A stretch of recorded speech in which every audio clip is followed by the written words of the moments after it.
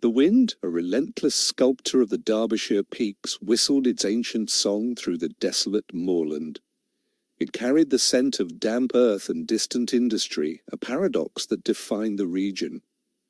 Dr. Alistair Thorne, his trench coat pulled tight against the chill, squinted at the horizon. The setting sun bled across the sky, painting the rugged landscape in hues of bruised purple and angry orange. It was a beautiful, yet unsettling tableau. He checked his watch. 1847. The rendezvous was precise, as always. He preferred it that way. Precision was a comfort in a world increasingly devoid of it. He took a deep breath, the cold air biting at his lungs, and then exhaled slowly, a plume of white vapor dissipating into the twilight. His gaze drifted to the faint, almost imperceptible shimmer in the sky above Mam Tor. It was gone as quickly as it appeared, a trick of the light, he had told himself. But a flicker of unease, a familiar ghost, stirred within him. He dismissed it, focusing instead on the approaching headlights. The vehicle, a nondescript black saloon, pulled up beside him, its engine a low thrum against the silence of the moor. The rear window slid down, revealing the stern, unyielding face of his superior, Director Eleanor Vance. Her eyes, sharp and intelligent, met his. "Thorne," she said, her voice clipped, "get in. We have a situation." Alistair nodded, his expression unreadable, and climbed into the back seat. The door clicked shut, sealing him within the confines of the vehicle, and the world outside, with its fading light and lingering mysteries, began to recede. The car moved off, its tires crunching on the gravel track, leaving behind only the wind and the growing darkness. The journey was silent, punctuated only by the occasional crackle of the radio. Alistair knew better than to ask questions. Vance would provide the details when she deemed it necessary. He focused on the passing landscape, the ancient stones and rolling hills, trying to find a pattern, a clue, anything that might explain the gnawing sense of anticipation in his gut. He had been here before, in a different life, under different circumstances. The memories were a dull ache, a constant reminder of what he had lost. He pushed them down, deep into the recesses of his mind, where they belonged. The car turned onto a narrow, winding road, eventually pulling up to a remote, fortified building nestled in a hollow. It was an old Cold War-era bunker, repurposed and modernized, a testament to the enduring paranoia of the state. As they entered the facility, the air grew heavy with the hum of machinery and the faint scent of ozone. Sarah Jenkins, her brow furrowed in concentration, was hunched over a bank of monitors, her fingers flying across the keyboard. She was a whirlwind of nervous energy, her intelligence barely contained by her slight frame. "Dr. Thorne," she greeted, without looking up. "You're just in time for the show." Alistair moved to stand beside her, his gaze sweeping across the screens. A series of radar anomalies, faint but persistent, flickered across the displays. They were unlike anything he had ever seen. "Explain," he commanded, his voice low and steady. Sarah gestured to a specific screen. "Multiple unidentified contacts, high altitude, extreme velocity. They appeared over the Peak District approximately 3 hours ago. No known flight plans, no transponders. They're not ours, and they're not anyone else's we know of." Alistair's eyes narrowed. "And the shimmer I saw?" Sarah finally looked at him, a hint of surprise in her eyes. "You saw it too? We've had reports of visual confirmation, but they're sporadic, almost like a distortion in the air itself." Vance, who had been observing from a distance, stepped forward. This is why you're here, Thorn. Your unique experience makes you invaluable. Alistair felt a familiar prickle of resentment. His experience was a wound, not a qualification, but he held his tongue. What are the parameters of this investigation? He asked. Vance leaned against a console, her arms crossed. Discreet, untraceable. We want answers, Thorn, and we want them yesterday. The implication was clear. Failure was not an option. Alistair turned back to the screens, the radar blips a silent challenge. This was not just another case. It was a return to the shadows he had tried so desperately to escape. He felt the weight of it, the cold dread that always accompanied the unknown. But beneath the dread, a spark of something else ignited. Curiosity. A dangerous, insatiable curiosity that had always been his undoing. He knew with a chilling certainty that his life had just taken an irreversible turn. The facility hummed around them, a symphony of technology and human endeavor, all focused on the inexplicable.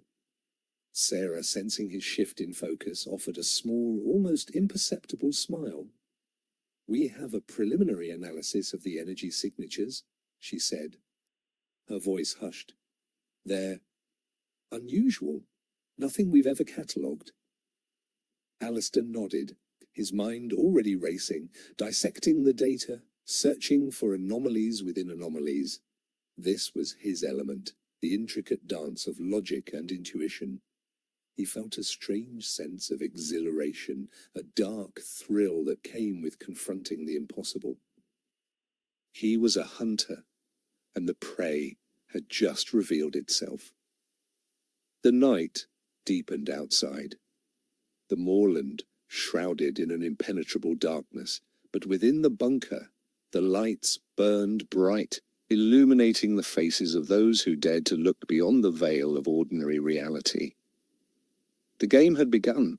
The first reports were dismissed as atmospheric disturbances, a trick of the radar, or perhaps even a prank. But as the days turned into weeks, the sightings continued, growing bolder, more frequent. The small, isolated communities nestled in the valleys of the Peak District began to whisper.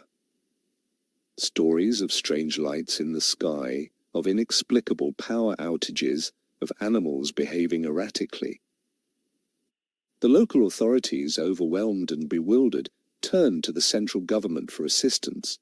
That's when the Horizon Group was activated. Alistair found himself immersed in a world of classified documents and hushed conversations. He interviewed witnesses, his keen eye picking up on the subtle nuances of their testimonies, the fear, the confusion, the unwavering conviction of what they had seen. He cross-referenced radar data with astronomical charts, looking for any conventional explanation, any terrestrial phenomenon that could account for the anomalies, but there was nothing. The objects, whatever they were, defied all known laws of physics. Sarah, with her encyclopedic knowledge of data analysis, built complex algorithms to track the patterns, to predict the next appearance. She worked tirelessly, fueled by caffeine and an insatiable desire for answers. She was the perfect foil to Alistair's intuitive approach, her logic a grounding force in the face of the inexplicable. Vance, ever the pragmatist, managed the political fallout, deflecting inquiries from the press, reassuring nervous politicians, and ensuring the continued funding for their clandestine operation. She was a master of manipulation, a puppeteer pulling strings in the shadows. Alistair knew she had her own agenda, her own reasons for pursuing this investigation with such fervor, but for now, their goals aligned. One evening, as a storm raged outside, Alistair found himself in the archives, poring over old files. He stumbled upon a series of reports from the late 1980s detailing similar sightings over the same region.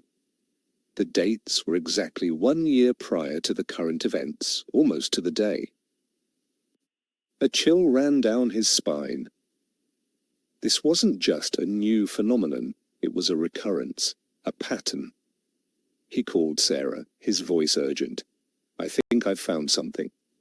Sarah arrived moments later, her eyes wide with anticipation. Alistair spread the old reports across the table. Look at these. The descriptions, the locations, the timing. It's almost identical to what we're seeing now. Sarah's fingers flew across her tablet, cross-referencing the data. You're right, she breathed, her voice barely a whisper. The energy signatures are remarkably similar too, but these cases were all dismissed as mass hysteria, weather balloons, or misidentified aircraft. Exactly, Alistair said, a grim satisfaction in his tone. They were forgotten, buried, but the pattern remains. Vance entered the archive, her presence commanding attention. What have you found? She demanded. Alistair explained his discovery, the recurring nature of the phenomenon. Vance listened intently, her expression unreadable. So, this isn't new, she mused. It's just resurfacing. Or it never left, Sarah interjected.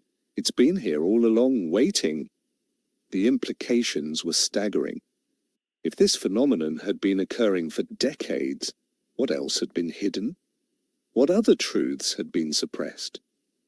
Alistair felt a renewed sense of purpose. This wasn't just about solving a mystery. It was about uncovering a history, a secret narrative that had been woven into the fabric of their reality. The storm outside intensified, mirroring the tempest brewing within the bunker. The forgotten files had been opened, and the secrets they held were about to be unleashed. The Horizon Group was no longer just investigating, they were excavating, and the deeper they dug, the more unsettling the truth became. The air crackled with an unspoken tension, a sense of impending revelation. Alistair knew, with a chilling certainty, that their journey had only just begun. The echoes of the past were calling, and they were about to answer. The weight of the unknown pressed down on them, a silent, omnipresent force. But they were ready. They had to be. The fate of their understanding, and perhaps even their world, depended on it.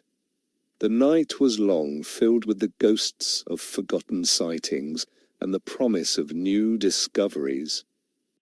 The truth, however elusive, was out there, waiting to be found. And the Horizon Group was determined to find it, no matter the cost. The storm outside raged, a fitting backdrop to the unfolding drama. The silence within the bunker was broken only by the soft hum of computers and the occasional murmur of voices, each word a step closer to the heart of the mystery.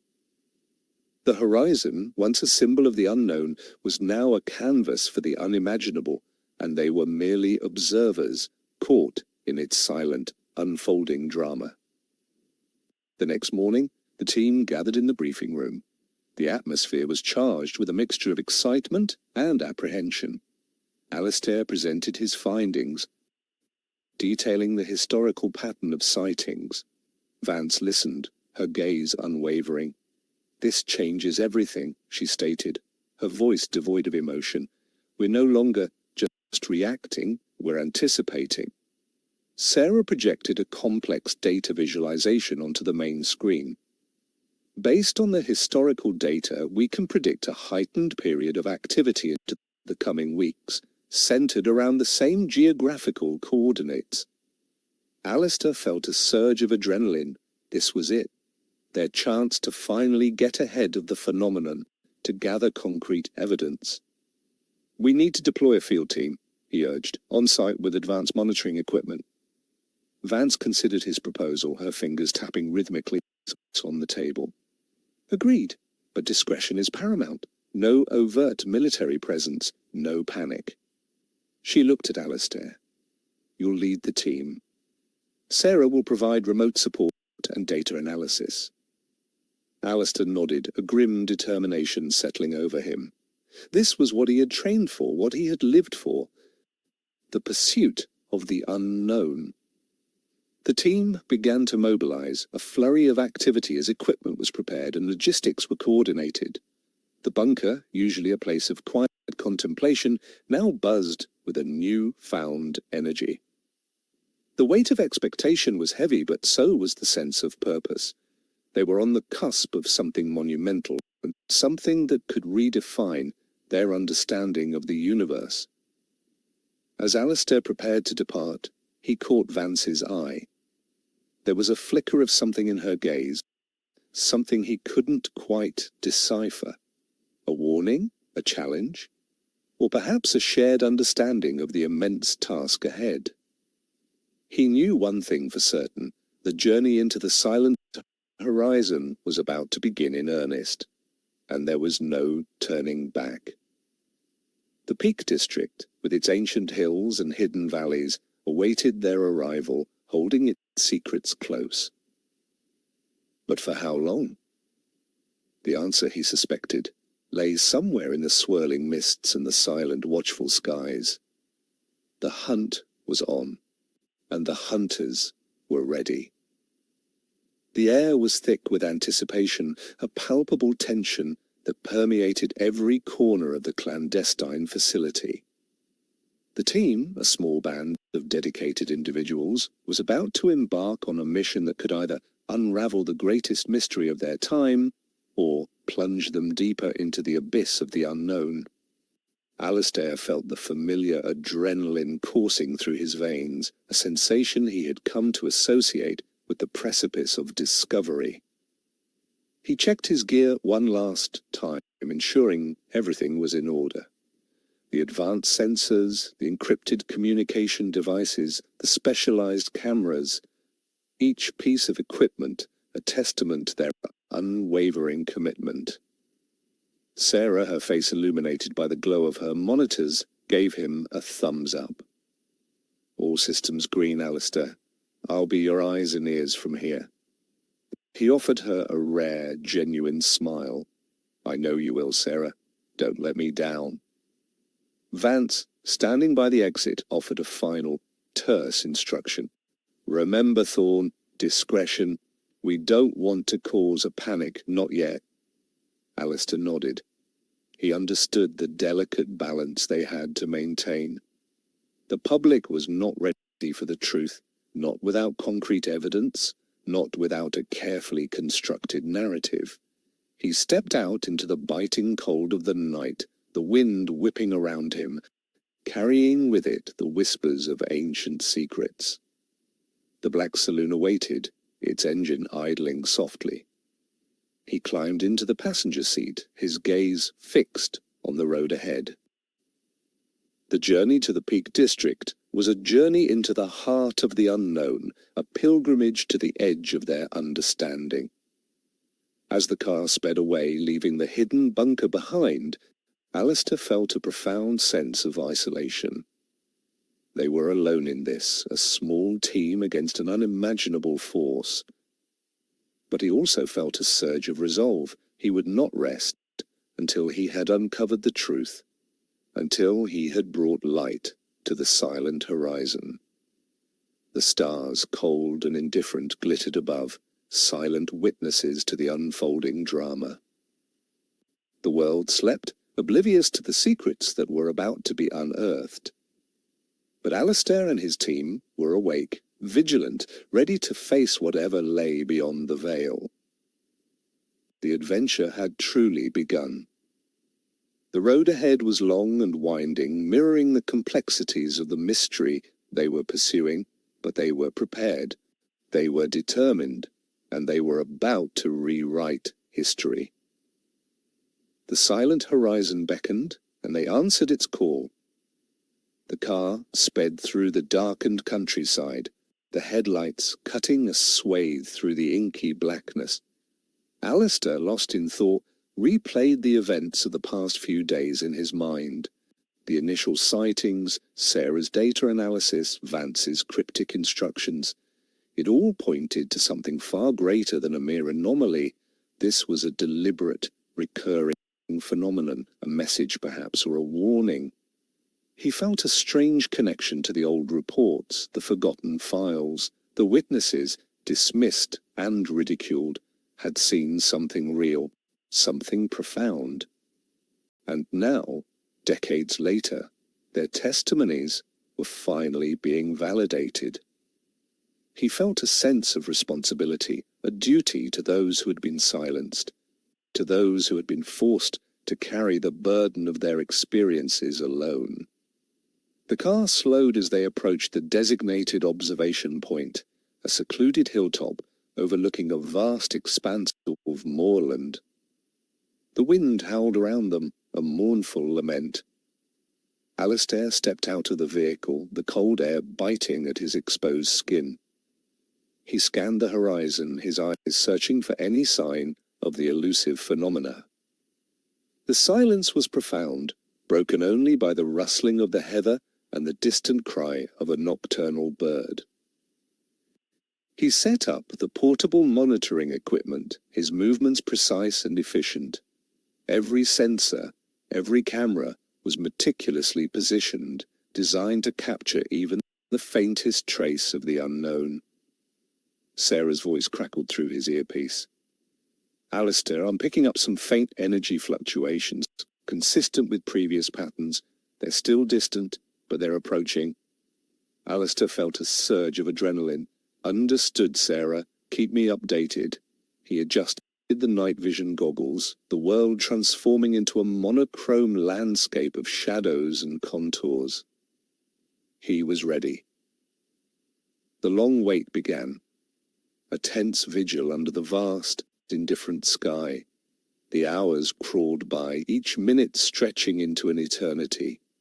The cold seeped into his bones, but Alistair remained steadfast, his gaze fixed on the horizon. He was a sentinel guarding the fragile boundary between the known and the unknown. And then it appeared. A faint, pulsating light in the distance, barely visible against the backdrop of the stars. It grew steadily brighter, moving with an unnatural grace, defying all conventional understanding of flight. Alistair raised his camera, his heart pounding in his chest. This was it, the moment of truth. The silent horizon was no longer silent. It was alive, and it was watching. The light hovered for a moment, a luminous enigma against the dark canvas of the night, before slowly, almost imperceptibly, fading away. It left behind only the lingering question, the profound mystery that had drawn Alistair to this desolate place. He lowered his camera, his hands trembling slightly. He had seen it, he had captured it. But what was it? And what did it mean? Sarah's voice, filled with a mixture of awe and excitement, broke the silence. Alistair, the energy signatures were off the charts, unprecedented. Alistair nodded, his mind reeling. This was just the beginning, the first piece of a much larger, much more complex puzzle. He knew with a chilling certainty that his life, and perhaps the world, would never be the same. The silent horizon had revealed a glimpse of its secrets, and now there was no turning back. The hunt for the truth had truly begun. And Alistair Thorne was at its forefront, a solitary figure against the vast expanse of the unknown. The wind continued to howl, a constant reminder of the wild, untamed nature of the world and the mysteries it still held. The night was far from over, and the silent horizon had many more stories to tell. The first encounter had left an indelible mark on Alistair. The sheer impossibility of what he had witnessed, the way it defied all logic and reason, had shaken him to his core, yet it had also ignited a fierce determination within him.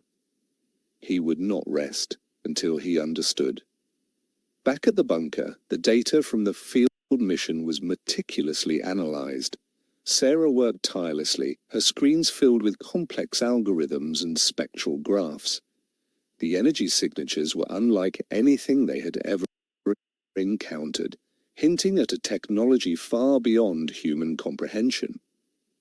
Vance, ever the strategist, began to formulate a long-term plan. This wasn't just about a few isolated sightings, it was about a sustained presence, a recurring phenomenon that demanded a comprehensive response. She understood the political ramifications, the potential for panic, the delicate balance between disclosure and control. Alistair, meanwhile, delved deeper into the historical archives. He discovered more forgotten files, more dismissed testimonies, a hidden history of encounters that stretched back decades, even centuries. The pattern was undeniable, a tapestry woven with threads of fear, wonder, and official denial. He realized that they were not just investigating a current event, they were unearthing a suppressed truth, a narrative that had been deliberately obscured. The implications were staggering. If the government had been aware of this phenomenon for so long, what else were they hiding? What secrets lay buried beneath layers of bureaucracy and misinformation? His skepticism, once a shield, was now a weapon honed by years of intelligence work. He began to question everything, every official explanation, every convenient dismissal. The world, as he knew it, was slowly unraveling, revealing a far more complex and mysterious reality. One evening, as he was sifting through a particularly cryptic report from the 1970s, he noticed a recurring symbol, a series of interlocking geometric shapes. It was subtle, almost subliminal, but once he saw it, he couldn't unsee it. He cross-referenced it with other historical documents, and to his astonishment the symbol appeared again and again, etched into ancient artifacts, painted on cave walls, even woven into tapestries from forgotten civilizations. He called Sarah, his voice filled with a new-found urgency. "Sarah, I need you to run a pattern recognition algorithm on this symbol. See if you can find any correlations, any recurring appearances in our current data." Sarah, intrigued by his tone, immediately complied. The hours that followed were a blur of intense concentration. Alistair felt a sense of impending breakthrough, a feeling that he was on the verge of unlocking a profound secret. The symbol, he realized, was not just a random design.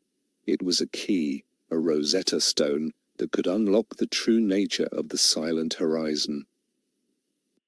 The pieces of the puzzle were slowly coming together, forming a picture that was both terrifying and awe-inspiring. The truth, he knew, was far stranger than fiction, and he was about to confront it head-on.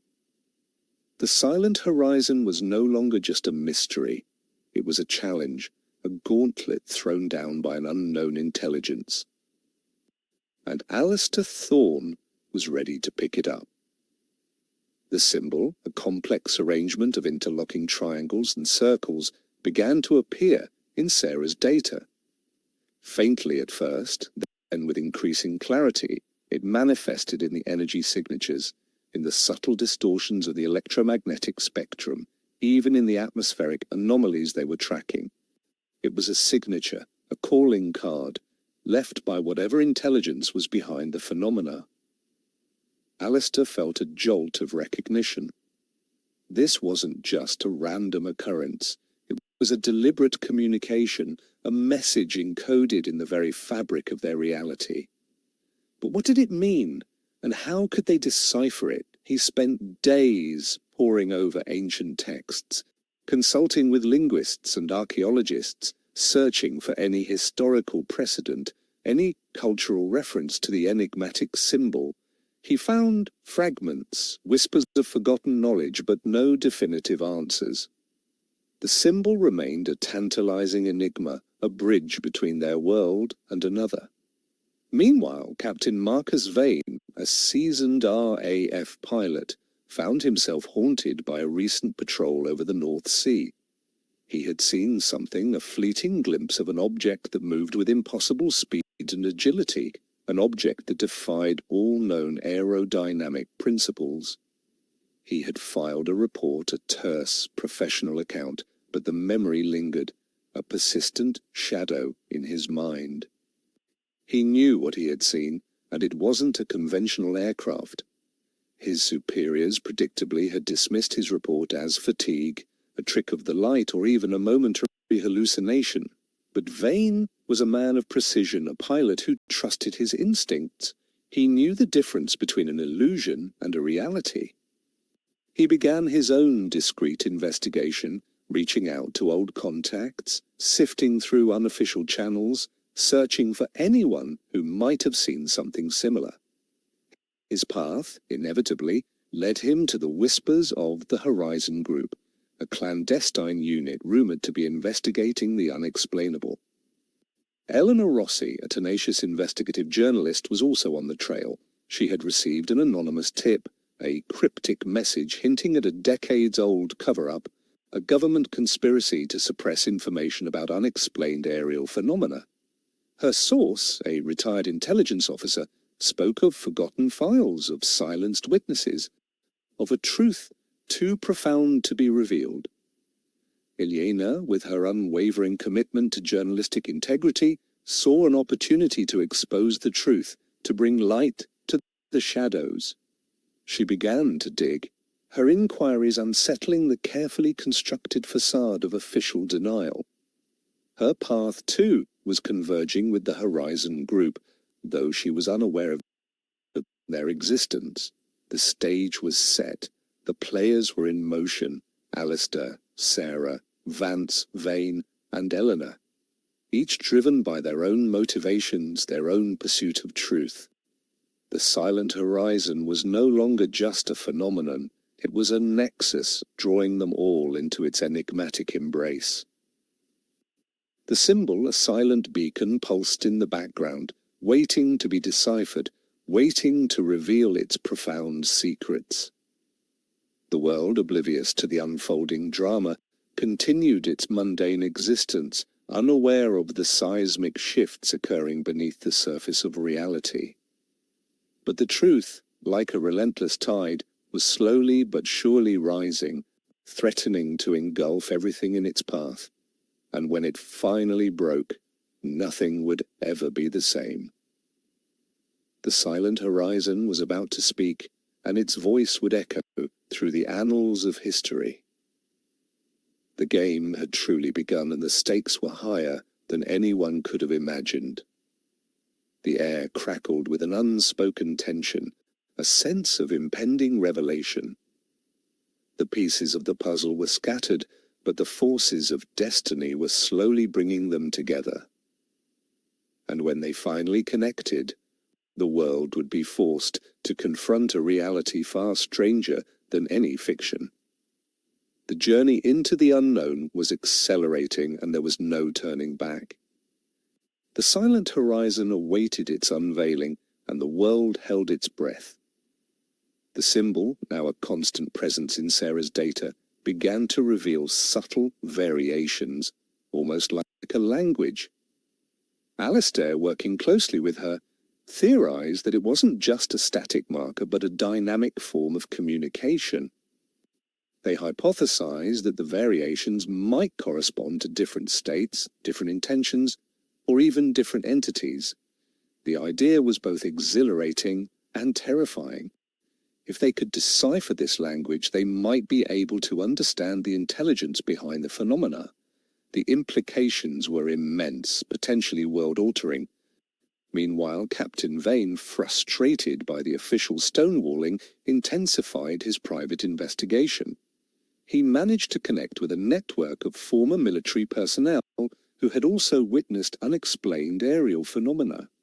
Their stories, eerily similar to his own, painted a picture of a systematic cover-up, a deliberate effort to discredit witnesses and suppress evidence. Vane felt a growing sense of outrage. He had dedicated his life to serving his country, and now he realized that his country had been lying to him and to the public for decades. His loyalty began to waver, replaced by a burning desire for the truth. Ilyena Rossi, following a lead from her anonymous source, uncovered a series of redacted government documents from the 1980s. The documents, though heavily censored, hinted at a secret project codenamed Project Nightingale, designed to study and potentially reverse engineer the unknown objects. The documents were incomplete, fragmented, but they provided enough clues to suggest a much deeper, more sinister conspiracy than she had initially imagined. Elena realized that her investigation was no longer just about reporting the news. It was about exposing a truth that powerful forces desperately wanted to keep hidden. Her life, she knew, was about to become very complicated. The paths of Alistair, Sarah, Vance, Vane, and Elena were slowly but surely converging, drawn together by the enigmatic pull of the silent horizon. Each of them, in their own way, was a seeker of truth, a rebel against the established order. And together they were about to uncover a secret that would shake the foundations of their world. The symbol, the language of the unknown, continued to evolve in Sarah's data, becoming more complex, more intricate. Alistair, with his background in linguistics and cryptography, began to see patterns, repetitions, almost like a syntax. He theorized that the symbol wasn't just a visual representation, but a multi-dimensional construct, a form of communication that transcended their current understanding. He spent countless hours in the archives, comparing the symbol to ancient scripts, forgotten languages, even esoteric symbols from various mystical traditions. He found tantalizing similarities, echoes of the symbol in unexpected places, suggesting a connection that spanned millennia. It was as if the unknown intelligence had been trying to communicate with humanity for a very long time, leaving breadcrumbs for those who were willing to look beyond the obvious. Meanwhile, Captain Vane, now fully committed to uncovering the truth, reached out to Eleanor Rossi. He had been following her investigative reports, impressed by her tenacity and her willingness to challenge official narratives. He knew the risks involved, but he also knew that he couldn't fight this battle alone. He arranged a clandestine meeting in a secluded pub in London, far from prying eyes. Elena, intrigued by the anonymous message she received, arrived cautiously, her journalistic instincts on high alert. Vane, a man of few words, laid out his story, his personal experience, and the official cover-up. Eleanor listened intently, her mind racing, connecting the dots, seeing the larger picture emerge. She realized that Vane's testimony was the missing piece, the concrete evidence she needed to break the story wide open. Together they formed an unlikely alliance, a pilot and a journalist, united by their shared pursuit of truth. Vance, unaware of the growing network of independent investigators, continued to manage the official narrative, deflecting inquiries, controlling the flow of information. She was a master of her craft, a puppet master, pulling strings in the shadows. But even she couldn't control everything. The truth, like a persistent weed, was finding its way through the cracks, threatening to shatter the carefully constructed facade of official denial. Alistair, immersed in his research, felt a growing sense of urgency. The symbol was becoming clearer, its message more insistent. He believed that the unknown intelligence was not hostile, but rather was attempting to convey a warning, a message of profound importance.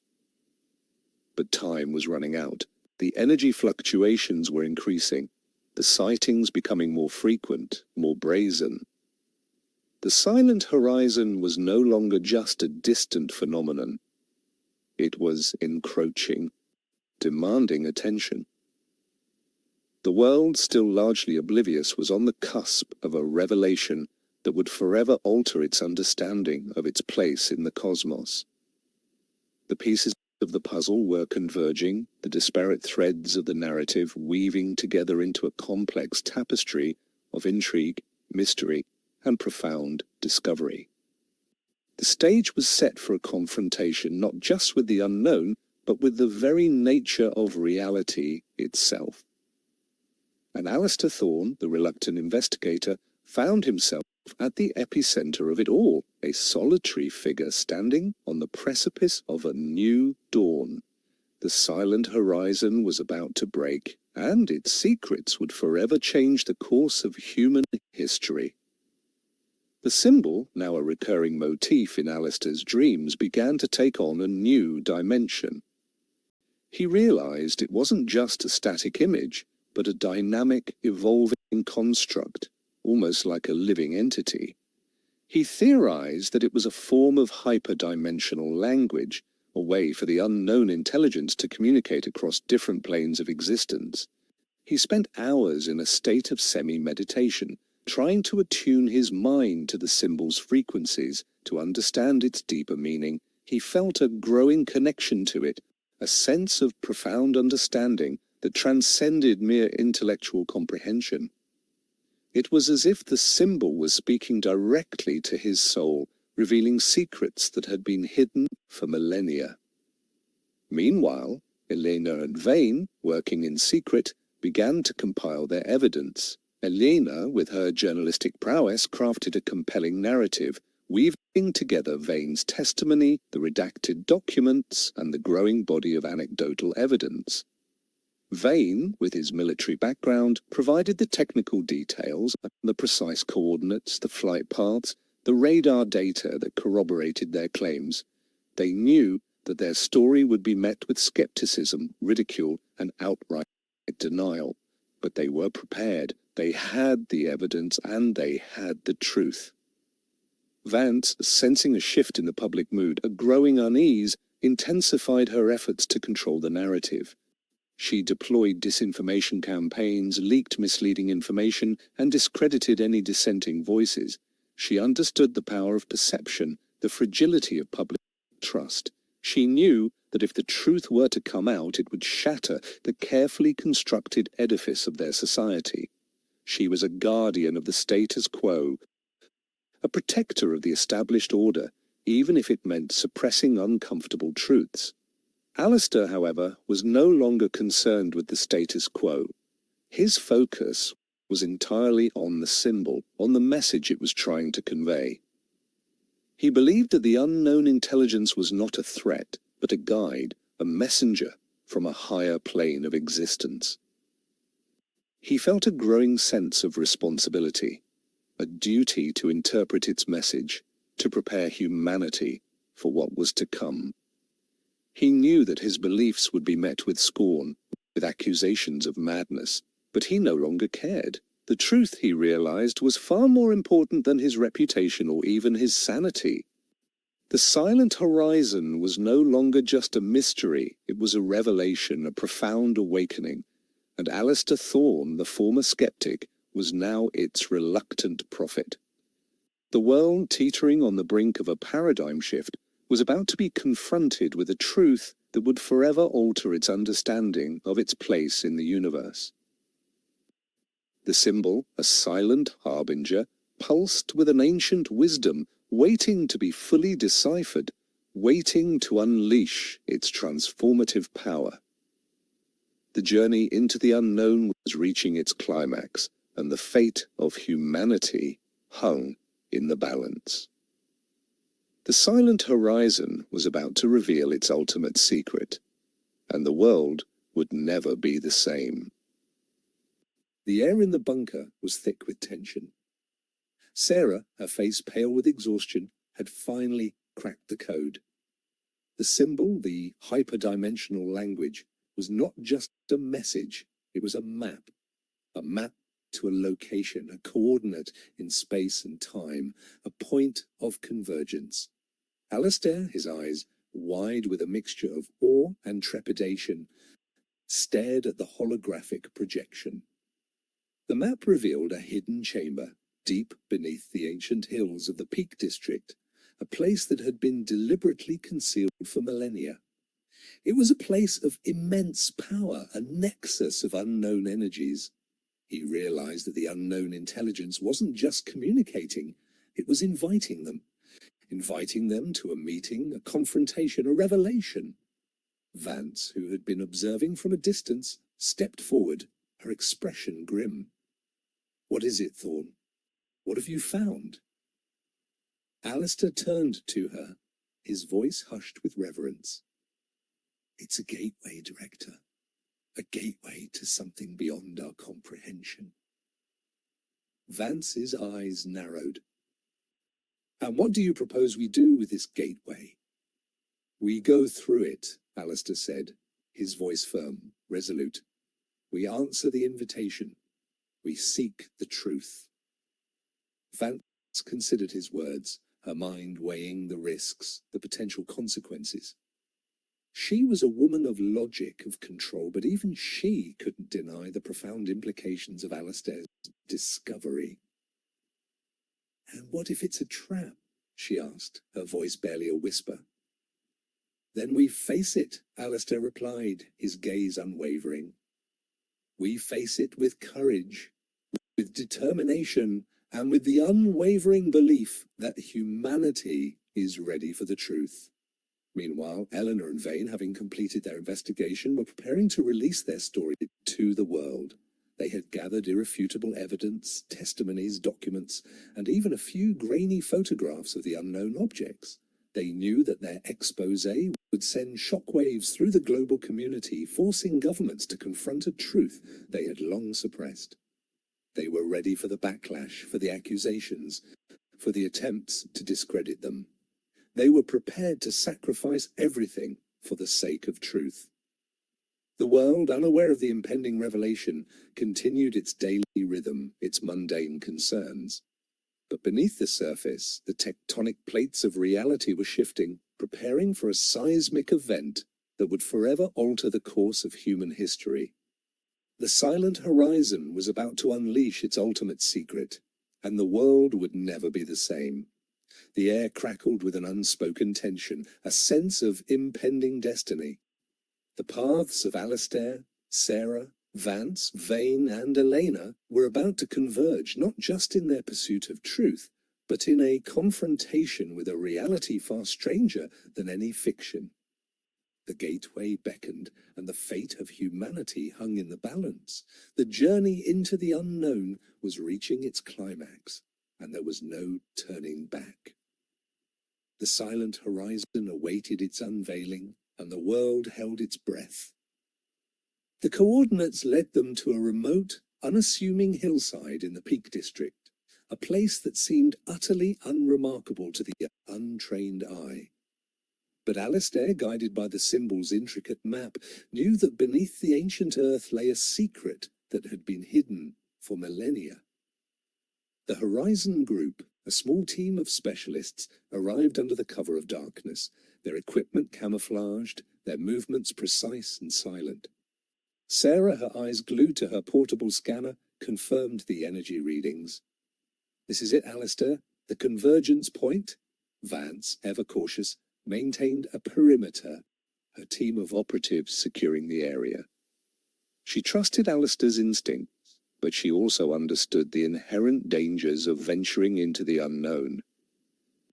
Alistair, armed with a specialized scanning device, began to explore the hillside. The device, designed to detect hyperdimensional anomalies, pulsed with increasing intensity as he approached a cluster of ancient standing stones. He realized that the stones were not just natural formations, they were markers, a guide to the hidden entrance. He traced the symbol on the surface of one of the stones, his fingers following the intricate lines. As he did, a faint hum emanated from the earth, and the ground beneath his feet began to vibrate. A section of the hillside, previously indistinguishable from its surroundings, slowly began to recede, revealing a dark, cavernous opening. The air that rushed out was cold, ancient, carrying with it the scent of ozone and something else, something indefinable yet profoundly alien. Alistair took a deep breath, his heart pounding in his chest.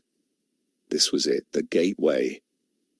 He looked back at Vance, who gave him a curt nod. "Be careful, Thorn," she warned, her voice low. "We don't know what's in there." Alistair nodded in return, his gaze fixed on the darkness ahead. He stepped forward, into the unknown, his footsteps echoing in the cavernous space. The team followed, their flashlights cutting through the gloom, revealing intricate carvings on the walls, symbols that mirrored the one Alistair had been studying. This was not just a natural cave, it was an ancient structure, a place of immense significance. Meanwhile, Elena and Vane, having released their story, watched as the world erupted in a firestorm of controversy. Governments issued denials, scientists offered conventional explanations, and the media descended into a frenzy of speculation. But the evidence was irrefutable, and the public, once skeptical, was now demanding answers. The truth, like a tidal wave, was sweeping across the globe, shattering the carefully constructed facade of official denial. Elena and Vane, once lone voices in the wilderness, were now at the forefront of a global movement, a demand for transparency and accountability. The silent horizon was no longer silent. It was screaming, and the world was finally listening. Deep within the hidden chamber, Alistair and his team discovered a vast, circular chamber, its walls adorned with more of the enigmatic symbols. In the center of the chamber, a massive, crystalline structure pulsed with a soft, ethereal light. It was unlike anything they had ever seen, a marvel of unknown technology. As Alistair approached the structure, the symbols on its surface began to glow, radiating a warmth that permeated his very being. He felt a surge of energy, a profound sense of connection, as if the structure was communicating with him directly to his mind. He realized that this was not just a machine, it was a living entity, a repository of ancient knowledge, a bridge between worlds. Vance, observing from a distance, ordered her team to maintain a safe distance. She was wary, cautious, but even she couldn't deny the profound significance of their discovery. Sarah, her scanner working overtime, confirmed the energy readings. It's generating a stable wormhole, Alistair. A portal to another dimension. Alistair, his mind reeling, understood the implications. This wasn't just about UFOs. It was about interdimensional travel, about a reality far more complex and interconnected than they had ever imagined. The silent horizon was not just a phenomenon, it was a gateway to the cosmos, a key to unlocking the ultimate secrets of the universe. The world, still reeling from Elena and Vane's exposé, was about to be confronted with a truth that would forever alter its understanding of its place in the cosmos. The gateway beckoned, and the fate of humanity hung in the balance. The journey into the unknown was reaching its climax, and there was no turning back. The silent horizon awaited its unveiling, and the world held its breath. The crystalline structure pulsed with an inviting glow, its light illuminating the ancient chamber. Alistair, drawn by an irresistible force, reached out his hand, his fingers brushing against its smooth, cool surface. As he made contact, a torrent of images, sounds, and sensations flooded his mind. He saw distant galaxies, alien landscapes, beings of pure energy, and a history of cosmic events that stretched back to the dawn of time. He experienced a profound sense of interconnectedness, a realization that humanity was not alone, and that their understanding of the universe was but a tiny fraction of a much grander design. He also received a message, a warning, a plea. The unknown intelligence was not an invader, but a guardian, a protector of cosmic balance.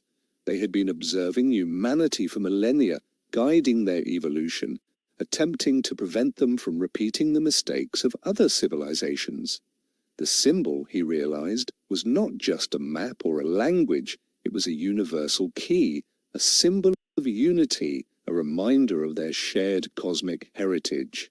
Vance, seeing the profound transformation in Alistair's eyes, knew that something extraordinary had transpired. She ordered her team to stand down, sensing that the threat if there ever was one, had dissipated. Sarah, her scanner now displaying a stable harmonic energy signature, confirmed the shift. The wormhole is stable, Alistair. It's not a threat. It's an invitation. Alistair, his mind expanded, his consciousness forever altered, turned to Vance. They're not here to conquer us, Director. They're here to help us, to guide us. Vance, a woman of logic and reason, struggled to comprehend the magnitude of Alistair's revelation. But she also saw the truth in his eyes, the profound wisdom that now radiated from his being. She knew that the world as they knew it was about to change forever. Meanwhile, Elena and Vane, having ignited a global debate, were now facing the full force of government backlash. Their lives were in danger, their reputations under attack. But they stood firm, their commitment to truth unwavering. They knew that the truth, once revealed, could not be unlearned. The Silent Horizon had spoken, and its message was clear. Humanity was at a crossroads, a moment of profound choice. They could either embrace the truth, join the cosmic community, and embark on a new era of understanding, or they could cling to their old fears, their old prejudices, and face an uncertain future. Alistair, now a bridge between worlds, understood his new role. He was to be the messenger, the interpreter, the one who would guide humanity through this unprecedented transition. He knew that the task would be daunting, the challenges immense. But he also knew that he was not alone. The unknown intelligence, the guardians of the Silent Horizon, were with him, guiding him, empowering him. The world on the cusp of a new dawn held its breath. The Silent Horizon had revealed its ultimate secret, and humanity was about to embark on a journey that would forever alter its destiny. The air crackled with an unspoken tension, a sense of impending transformation. The pieces of the puzzle had finally converged, revealing a truth far stranger and more profound than any fiction. The gateway to the cosmos was open, and humanity was about to step through. The journey into the unknown had reached its zenith, and there was no turning back. The Silent Horizon had unveiled its ultimate secret, and the world would never be the same. The revelations from the hidden chamber sent shockwaves through the Horizon group. Alistair, now a conduit for the unknown intelligence, began to share the vast knowledge he had received. He spoke of cosmic history, of the interconnectedness of all life, and of humanity's potential to evolve beyond its current limitations. Sarah, her scientific mind grappling with the profound implications, worked tirelessly to translate the hyperdimensional language into human understandable concepts. She developed new algorithms, new models to integrate the alien knowledge into their scientific framework. It was a monumental task, a complete re-evaluation of everything they thought they knew. Vance, ever the pragmatist, understood the political and societal ramifications of Alistair's revelations. She knew that the world was not ready for such a profound truth, that it would cause widespread panic and chaos. She began to formulate a strategy for controlled disclosure, a gradual unveiling of the truth that would allow humanity to adapt without collapsing into anarchy. She understood that this was no longer about suppressing information, it was about managing a global paradigm shift. Meanwhile, Eleanor and Vane, having faced down the initial backlash, found themselves at the forefront of a global movement for truth and transparency. Their story had resonated with millions, sparking a worldwide demand for answers. They became reluctant heroes, symbols of a new era of openness and accountability. They continued to expose government cover-ups, to challenge official narratives, and to advocate for a peaceful, open dialogue with the unknown intelligence. The world, once divided by borders and ideologies, was now united by a common quest for understanding. The silent horizon, once a source of fear and mystery, was now a beacon of hope, a promise of a brighter future. The unknown intelligence, through Alistair, communicated its intentions to offer guidance, to share knowledge, and to assist humanity in its evolutionary journey. They were not here to interfere, but to empower, to inspire, to awaken humanity to its true potential. These challenges were immense. There were still those who clung to their old fears, their old prejudices, those who saw the unknown as a threat to be conquered, not a gift to be embraced. But Alistair, with the support of Sarah, Vance, Eleanor and Vane, was determined to overcome these obstacles. He believed in humanity's capacity for growth, for understanding, for unity. The journey into the unknown was far from over. It was just beginning. The silent horizon had revealed its ultimate secret, and humanity was now on the cusp of a new era, a cosmic awakening. The air crackled with an unspoken tension, a sense of impending transformation. The pieces of the puzzle had finally converged, revealing a truth far stranger and more profound than any fiction. The gateway to the cosmos was open, and humanity was about to step through. The journey into the unknown had reached its zenith, and there was no turning back. The silent horizon had unveiled its ultimate secret, and the world would never be the same.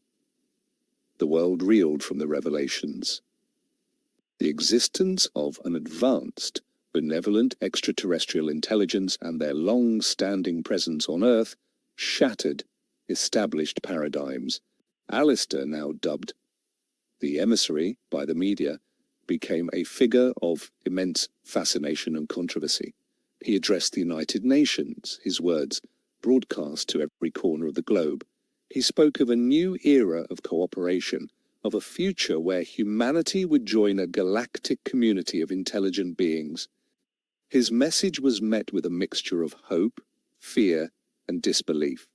Sarah, working behind the scenes, focused on the practical applications of the alien technology.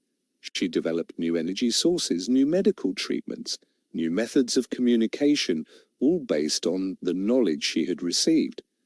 Her work had the potential to solve many of humanity's most pressing problems, from climate change to disease. Vance, now a key figure in the global transition, navigated the treacherous waters of international politics. She worked to build a consensus among world leaders to create a framework for peaceful contact and cooperation. She faced resistance from those who saw the aliens as a threat, from those who sought to exploit their technology for their own gain. But she was a formidable negotiator, a master of diplomacy, and she was determined to succeed. Elena and Vane, their journalistic work now more important than ever, continued to hold the powerful accountable. They exposed those who sought to undermine the new era of openness, those who clung to the old ways of secrecy and control. They became the voice of the people, the guardians of the truth. The world was in a state of flux, a chaotic but ultimately hopeful transition. The old order was crumbling and a new one was struggling to be born. The silent horizon had not just revealed a secret, it had unleashed a revolution, a global awakening. The journey was far from over, but for the first time in a long time, humanity had a reason to hope. The future, once uncertain, was now filled with infinite possibilities. The silent horizon, once a symbol of the unknown, was now a beacon of a new dawn. The initial euphoria, however, soon gave way to a more complex reality. The integration of alien technology, while promising, also created new challenges. Economic systems were disrupted, social structures were upended, and a new set of ethical dilemmas emerged. The question of who would control this new technology and how it would be distributed became a source of intense debate and conflict. Alistair, burdened by the weight of his role as emissary, found himself at the center of these debates. He was a bridge between two worlds, a translator of two vastly different cultures. He struggled to convey the nuances of the alien philosophy, a philosophy based on unity, cooperation, and a deep respect for all life. He faced resistance from those who saw the aliens' benevolence as a form of subtle control, a new kind of colonialism. Sarah, meanwhile, faced her own set of challenges. The scientific community, while initially receptive, was now grappling with the profound implications of her work. Her discoveries challenged long-held theories, forcing a complete re-evaluation of their understanding of the universe. She faced skepticism, jealousy, and even outright hostility from those who felt threatened by her revolutionary ideas. Vance, in the political arena, found herself battling a rising tide of nationalism and xenophobia. Some nations, fearing a loss of sovereignty, resisted the call for global cooperation. They saw the aliens as a threat to their power, a challenge to their way of life. Vance worked tirelessly to build alliances and to foster trust, and to prevent the world from descending into a new kind of Cold War. Elena and Vane, their investigative work now more dangerous than ever, uncovered a shadowy cabal of powerful individuals who were secretly working to undermine the new era of openness. This cabal, a network of military-industrial complex leaders and rogue intelligence agents, saw the aliens as a threat to their power and profits. They were willing to do anything to maintain the status quo, even if it meant plunging the world into chaos. The Silent Horizon, once a symbol of hope, was now a battleground, a contest between the forces of progress and the forces of reaction. The journey into the unknown was no longer just about discovery, it was about survival. The fate of humanity and its place in the cosmos hung in the balance. The Silent Horizon had revealed its secrets, but the true test was yet to come. The test of whether humanity could overcome its own divisions, its own fears, and embrace a future that was far grander than anything they had ever imagined. The conflict between the forces of progress and reaction intensified. The shadowy cabal, now known as the Purists, launched a sophisticated disinformation campaign, spreading fear and paranoia about the aliens. They portrayed them as invaders, as a threat to human identity, as a force that would ultimately destroy their way of life. Their message resonated with a significant portion of the population, those who felt left behind by the rapid changes, those who longed for a return to a simpler, more familiar world. Alistair, as the public face of the new era, became the primary target of the Purists' attacks. He was vilified, demonized, accused of being a traitor to his own species. He faced death threats, assassination attempts, and a relentless campaign of character assassination. But he refused to be silenced. He continued to speak out, to advocate for peace, for understanding, for a future where humanity would take its place among the stars. Sarah, her work now under constant scrutiny, found herself battling a new kind of enemy, intellectual property theft. The Purists, desperate to get their hands on the alien technology, launched a series of sophisticated cyber attacks on her research facility. They sought to steal her discoveries, to weaponize them, to turn them against the very people they were meant to help. Sarah, with her brilliant mind and her unwavering commitment to ethical science, fought back, creating new security protocols, new encryption methods to protect her work. Vance, in the political arena, found herself in a high-stakes game of chess with the Purists.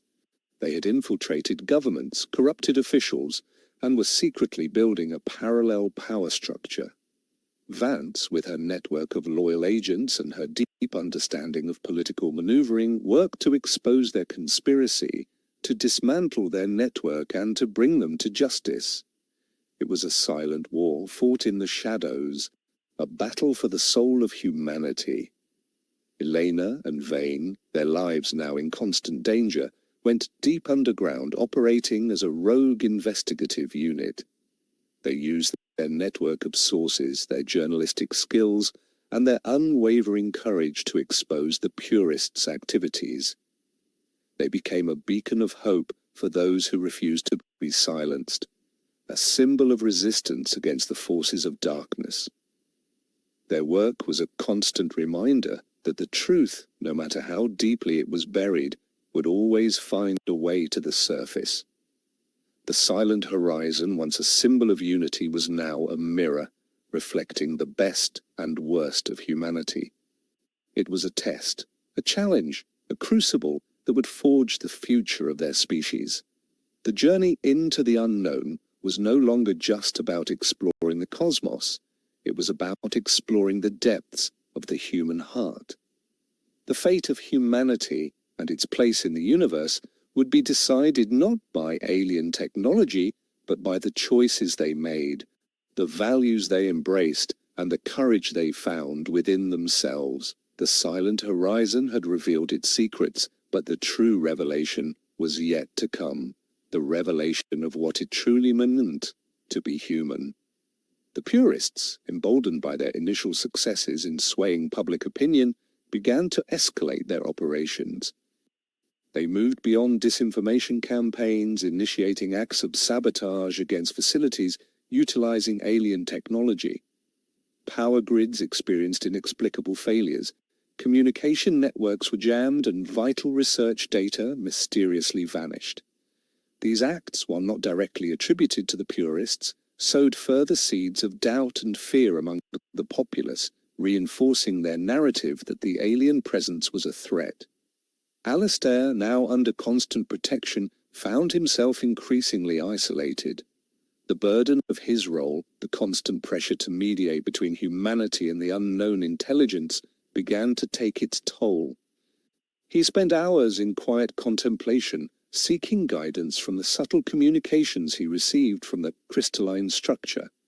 The messages were not direct commands, but rather gentle nudges, philosophical insights that encouraged unity and understanding. He realized that the aliens were not going to solve humanity's problems for them. They were all on offering the tools and the wisdom, but the choice and the effort remained with humanity. Sarah, despite the relentless cyber attacks, made a breakthrough. She discovered the hidden frequency within the alien technology, a resonant signature that could counteract the purists' jamming efforts. It was a subtle defense, a whisper against a shout, but it was enough to maintain vital communication channels and protect critical data. Her work became a silent act of defiance, a testament to the power of knowledge and ingenuity against ignorance and fear. Vance, recognizing the growing threat, initiated a covert counterintelligence operation.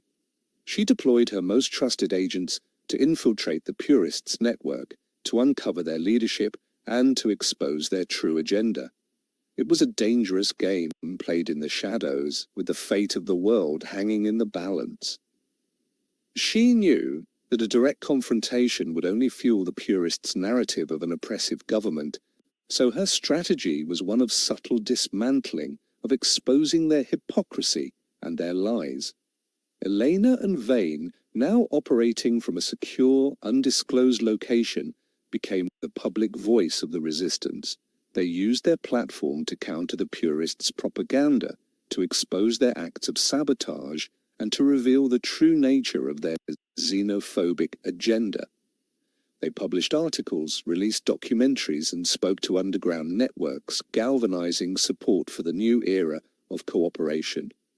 Their courage inspired millions, turning the tide of public opinion, slowly but surely, back towards hope and understanding. The silent horizon, once a distant mystery, was now a tangible reality, a force that was reshaping the very fabric of human society. The conflict was no longer abstract, it was personal, a battle for the hearts and minds of humanity. The journey into the unknown had become a struggle for survival, a fight for the future. And in the midst of this chaos, a new kind of hero was emerging, not with weapons and armies, but with truth, and understanding. The purists, sensing their influence waning, resorted to more desperate measures. They planned a major act of terror, a symbolic strike designed to ignite a global panic and turn the world irrevocably against the alien presence. Their target, a newly established research facility in Scotland, where Sarah and her team were making significant advancements in sustainable energy using alien principles. The facility was a beacon of hope, a testament to the potential of interspecies cooperation, and its destruction would be a devastating blow to the new era. Alistair, through his connection with the crystalline structure, received a fragmented warning. Images of fire, chaos, and a profound sense of loss flashed through his mind. He immediately alerted Vance, his voice urgent, his premonition chillingly clear. Vance, trusting his instincts, mobilized her forces, but the purists had meticulously planned their attack, exploiting vulnerabilities in the facility's security. Sarah, unaware of the impending danger, was engrossed in her work, on the verge of a breakthrough that could provide unlimited clean energy for the entire planet. Her team, a diverse group of scientists from around the world, worked with a shared sense of purpose, their minds focused on the promise of a brighter future. The irony was not lost on Alistair. The very technology meant to save humanity was now the target of its own internal conflict. Vance's agents, having infiltrated the Purists' network, confirmed the attack plan. The information was fragmented, but enough to pinpoint the target and the approximate timing. The race against time began, a desperate scramble to prevent a catastrophe that could plunge the world back into an age of fear and suspicion. Eloina and Vane, receiving a tip from their own sources, prepared to expose the Purists' heinous plot, knowing that their lives would be forfeit if they failed. The silent horizon, once a source of wonder, was now a crucible, testing the resilience of humanity. The conflict had reached its peak, a climactic battle between the forces of enlightenment and the forces of darkness. The journey into the unknown had become a fight for the very soul of humanity, a struggle to determine whether they were worthy of the cosmic invitation they had received. And in the heart of Scotland, a silent war was about to erupt, a war that would decide the fate of their world. The attack on the Scottish research facility was swift and brutal. A coordinated assault utilizing advanced conventional weaponry and sophisticated cyber warfare tactics overwhelmed the facility's defenses. The Purists, driven by a fanatical ideology, sought not just to destroy the alien technology, but to erase any trace of its influence, to sever humanity's connection to the silent horizon. Sarah, caught in the chaos, fought to protect her research, to preserve the invaluable data that held the key to humanity's future. Her scientific brilliance, usually applied to abstract problems, was now focused on immediate survival, on protecting her team and their life's work. She activated emergency protocols, encrypting and transmitting critical data to secure off-site servers, a desperate attempt to salvage what she could.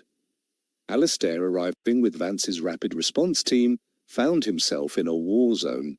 The air was thick with smoke and the acrid smell of burning electronics. He moved through the ravaged facility, his military training kicking in, his focus absolute. He was no longer just an emissary. He was a soldier, fighting to protect the future he had envisioned. He sought out Sarah, knowing that her survival and the survival of her research was paramount. Vance, coordinating the counterattack from a mobile command center, directed her forces with ruthless efficiency. She understood the strategic importance of the facility, not just for its technology, but for its symbolic value. Its defense was a declaration, a statement that humanity would not be intimidated, that they would not surrender their future to fear and ignorance. She was a general, leading her troops in a battle for the soul of their world. Elena and Vane, broadcasting live from a hidden location near the facility, exposed the Purists' attack to the world. Their raw, unfiltered footage, their impassioned commentary, ripped through the carefully constructed veil of disinformation. The world watched in horror as the truth unfolded, as the true nature of the Purists' extremism was laid bare. Their broadcast became a rallying cry, a call to action for all who believed in a future of peace and cooperation. The silent horizon, once a source of quiet contemplation, was now a raging inferno, a battleground where the fate of humanity was being decided. The journey into the unknown had become a desperate struggle, a fight for survival against the forces of hatred and destruction. And in the heart of the chaos, a new resolve was forged, a determination to overcome the darkness and embrace the light. The silent horizon had tested humanity, and now it awaited their response. Amidst the smoke and debris, Alistair found Sarah miraculously unharmed, clutching a portable drive containing the core of her research. Her face was smudged with soot, her eyes wide with shock, but her resolve was unbroken. "We saved it, Alistair," she whispered, her voice hoarse. "Most of it, anyway." Alistair felt a surge of relief, a moment of triumph amidst the devastation. The Purists had failed to achieve their ultimate goal. The knowledge, the promise of a new future had been preserved. Vance, having secured the facility and repelled the attackers, began the painstaking process of assessing the damage and apprehending the remaining Purist operatives. The attack, while devastating, had also served a purpose. It had exposed the true face of the enemy, galvanizing global support for the Horizon Group and its mission. The world, once divided, was now united in its condemnation of the Purists' extremism. Elena and Vane's broadcast had a profound impact. Public opinion shifted dramatically, with widespread outrage directed at the Purists and their supporters. Governments that had previously been hesitant to fully embrace the new era now pledged their full support, recognizing the existential threat posed by the forces of reaction. The silent horizon, once a controversial topic, was now a symbol of unity, a shared destiny for all of humanity. The unknown intelligence, through Alistair, communicated a message of resilience and hope. They acknowledged humanity's struggle, their internal conflicts, but also expressed their unwavering faith in humanity's capacity for growth and self-correction. They reiterated their commitment to guidance, not intervention, emphasizing that the path forward was ultimately humanity's to choose. Alistair, standing amidst the ruins of the research facility, felt a renewed sense of purpose. The battle was far from over, but the tide had turned. Humanity had faced its darkest hour, confronted its internal demons, and emerged stronger, more united. The silent horizon was no longer just a destination. It was a journey, a continuous process of discovery, evolution, and self-realization. And he, Alistair Thorne, was ready to lead the way. The world began the long and arduous process of rebuilding, not just the physical structures, but the trust and cooperation that had been shattered by the conflict. The alien technology, once a source of fear, was now embraced as a tool for progress, a means to create a better future for all. Sarah's research, now fully protected and supported, flourished, leading to breakthroughs in every field of science and technology. Vance, having successfully dismantled the Purists' network, transitioned into a new role, overseeing the global integration of alien knowledge and technology. She became a diplomat of the cosmos, forging alliances with other intelligent species, preparing humanity for its eventual entry into the galactic community. Her pragmatism, once a tool for control, was now a force for unity, a bridge between worlds. Elena and Vane, their mission accomplished, continued their work as independent journalists, ensuring that the truth remained accessible, that power remained accountable. They became chroniclers of the new era, documenting humanity's journey into the stars, their stories inspiring future generations to embrace the unknown with courage and curiosity. Their legacy was one of unwavering commitment to truth, a testament to the power of the free press. Alistair, now a revered figure, dedicated his life to fostering understanding and cooperation between humanity and the unknown intelligence. He traveled the world, sharing his experiences, his insights, his vision of a united humanity, a species ready to take its place among the stars. He became a teacher, a philosopher, a guide, helping humanity navigate the complexities of its new reality. The silent horizon, once a distant dream, was now a vibrant reality, a testament to humanity's resilience, its capacity for growth, and its unwavering spirit of discovery. The journey into the unknown had transformed them, revealing their true potential, their place in the grand tapestry of the cosmos. And as the first human colony ships set sail for distant stars, carrying the hopes and dreams of a united humanity, the silent horizon whispered its ancient song, a melody of endless possibilities, a symphony of a future yet to be written. The story of humanity, intertwined with the mysteries of the cosmos, had just begun. The aftermath of the Scottish facility attack left a deep scar, but also a renewed sense of purpose. The world, having witnessed the purists' extremism firsthand, rallied behind the Horizon Group. Funding poured in, international cooperation solidified, and the search for understanding intensified. Alistair now more than ever felt the weight of expectation, but also a profound sense of hope. Humanity, despite its flaws, had chosen a path of unity.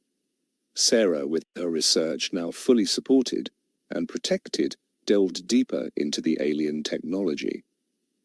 She discovered that the crystalline structure in the hidden chamber was not merely a communication device, but a vast data repository, a cosmic library containing millennia of knowledge from countless civilizations. The implications were staggering. Humanity had access to an unprecedented wealth of information, a shortcut to understanding the universe. Vance, leveraging the global shift in sentiment, pushed for the establishment of a new international body, the Cosmic Integration Council, CIC. Its mandate was to oversee the peaceful integration of alien technology and knowledge, to manage humanity's entry into the galactic community, and to ensure that the mistakes of the past were not repeated. She became its interim director, her pragmatism and strategic brilliance proving invaluable in this new, complex geopolitical landscape. Elena and Vane, now celebrated figures, continued their investigative journalism, but with a new focus. They turned their attention to the historical cover-ups, unearthing forgotten files and silenced testimonies from around the world. Their goal was to provide a complete and accurate historical record to ensure that future generations understood the long and arduous journey humanity had taken to reach this point of cosmic awakening. They became the historians of the new era, their words shaping the narrative of humanity's past and future. The purists, though severely crippled by the exposure of their terrorist acts, did not disappear entirely.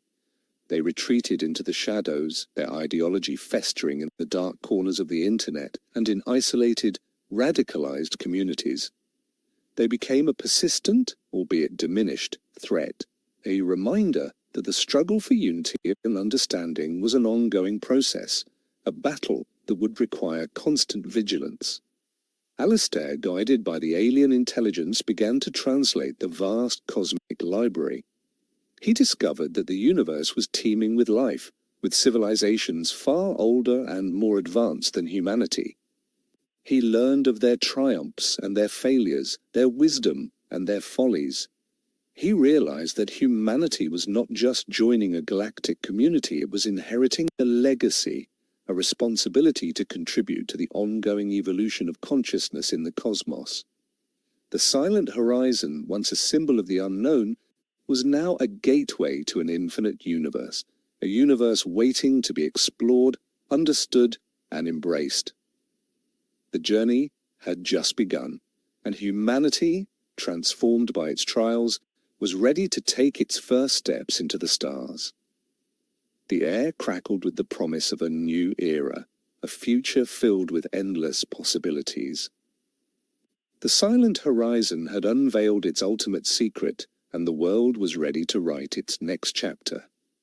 The first major project of the Cosmic Integration Council was the construction of a global network of communication arrays designed to establish direct, open contact with the unknown intelligence.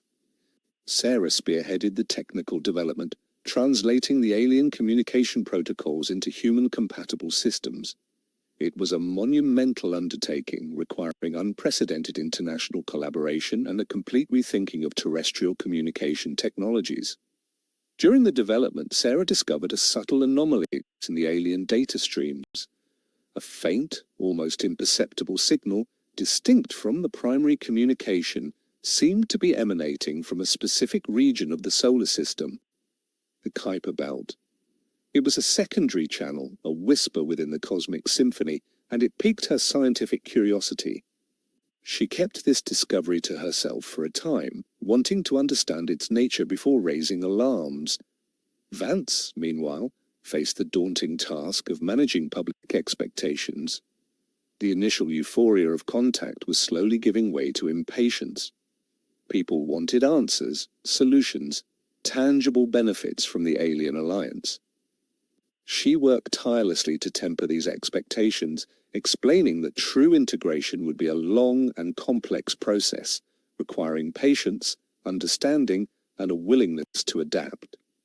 Elena and Vane, ever vigilant, began to investigate rumors of a new, more insidious form of purist activity. They heard whispers of a clandestine group attempting to weaponize human fear and distrust, to create a psychological wedge between humanity and its new cosmic allies. Their investigation led them to a network of dark web forums and encrypted communications, revealing a sophisticated plot to destabilize the nascent global unity. Alastair, continuing his translation of the Cosmic Library, stumbled upon ancient prophecies and warnings from other civilizations that had faced similar transitions. He learned of the dangers of internal division, of the seductive power of fear, and of the importance of maintaining a unified front in the face of external challenges. He realized that humanity's greatest threat was not external, but internal, its own capacity for self-destruction. The silent horizon, once a source of wonder, was now a mirror, reflecting humanity's deepest fears and highest aspirations. The journey into the unknown was not just about discovering new worlds, it was about discovering themselves, their strengths, and their weaknesses. The air crackled with an unspoken tension, a sense of impending challenge. The silent horizon had unveiled its ultimate secret, and humanity was about to face its greatest test. Sarah's investigation into the anomalous signal from the Kuiper Belt deepened. She discovered that it was not a random emission, but a structured, repeating pattern, almost like a distress call. The signal was faint, ancient, and encoded with a level of complexity that surpassed even the primary alien communication. She realized this was not from the same benevolent intelligence that had contacted them. This was something else entirely. She brought her findings to Alastair, her voice hushed with a mixture of excitement and apprehension. Alastair, recognizing the gravity of her discovery, immediately understood the implications. If there was another unknown intelligence in their solar system, and if it was in distress, it could drastically alter the geopolitical landscape and humanity's relationship with their current cosmic allies.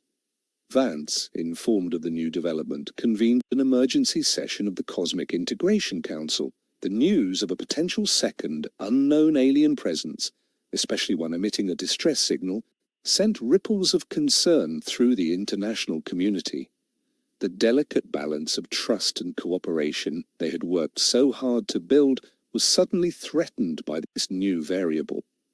Elena and Vane, having uncovered the Purists' new strategy of psychological warfare, found their investigation intersecting with Sarah's discovery. They realized that the Purists were attempting to exploit the fear of the unknown to manipulate public opinion against any new alien contact, regardless of its nature. The Purists' narrative was simple: all aliens were a threat, and humanity should isolate itself. Alistair, consulting the Cosmic Library, searched for any mention of similar distress signals or unknown entities within the solar system. He found fragmented references to ancient conflicts, to forgotten civilizations, and to a concept known as the Void Whisperers, entities that existed on the fringes of known space, often associated with profound cosmic events, and ominously with the collapse of advanced civilizations. The implications were chilling. The Silent Horizon, once a symbol of unity, was now a canvas for a new, more complex mystery. The journey into the unknown had taken an unexpected turn, revealing layers of cosmic intrigue that humanity was only just beginning to comprehend. The air crackled with an unspoken tension, a sense of impending discovery that was both exhilarating and terrifying. The Silent Horizon had unveiled a new secret, and humanity was about to face its greatest challenge yet. Sarah, driven by a potent mix of scientific curiosity and a growing sense of dread, focused all her resources on deciphering the Kuiper Belt signal. She built new algorithms, pushing the boundaries of human and alien technology, trying to extract meaning from the ancient fragmented data. The signal was not just a distress call, it was a complex narrative, a historical record of a civilization facing an existential threat. It spoke of a desperate flight, of a pursuit across the void, and of a final, desperate plea for help. Alistair, using his enhanced cognitive abilities from his connection to the crystalline structure, began to experience vivid, almost prophetic dreams. He saw images of a vast, ancient fleet fleeing a relentless, unseen enemy.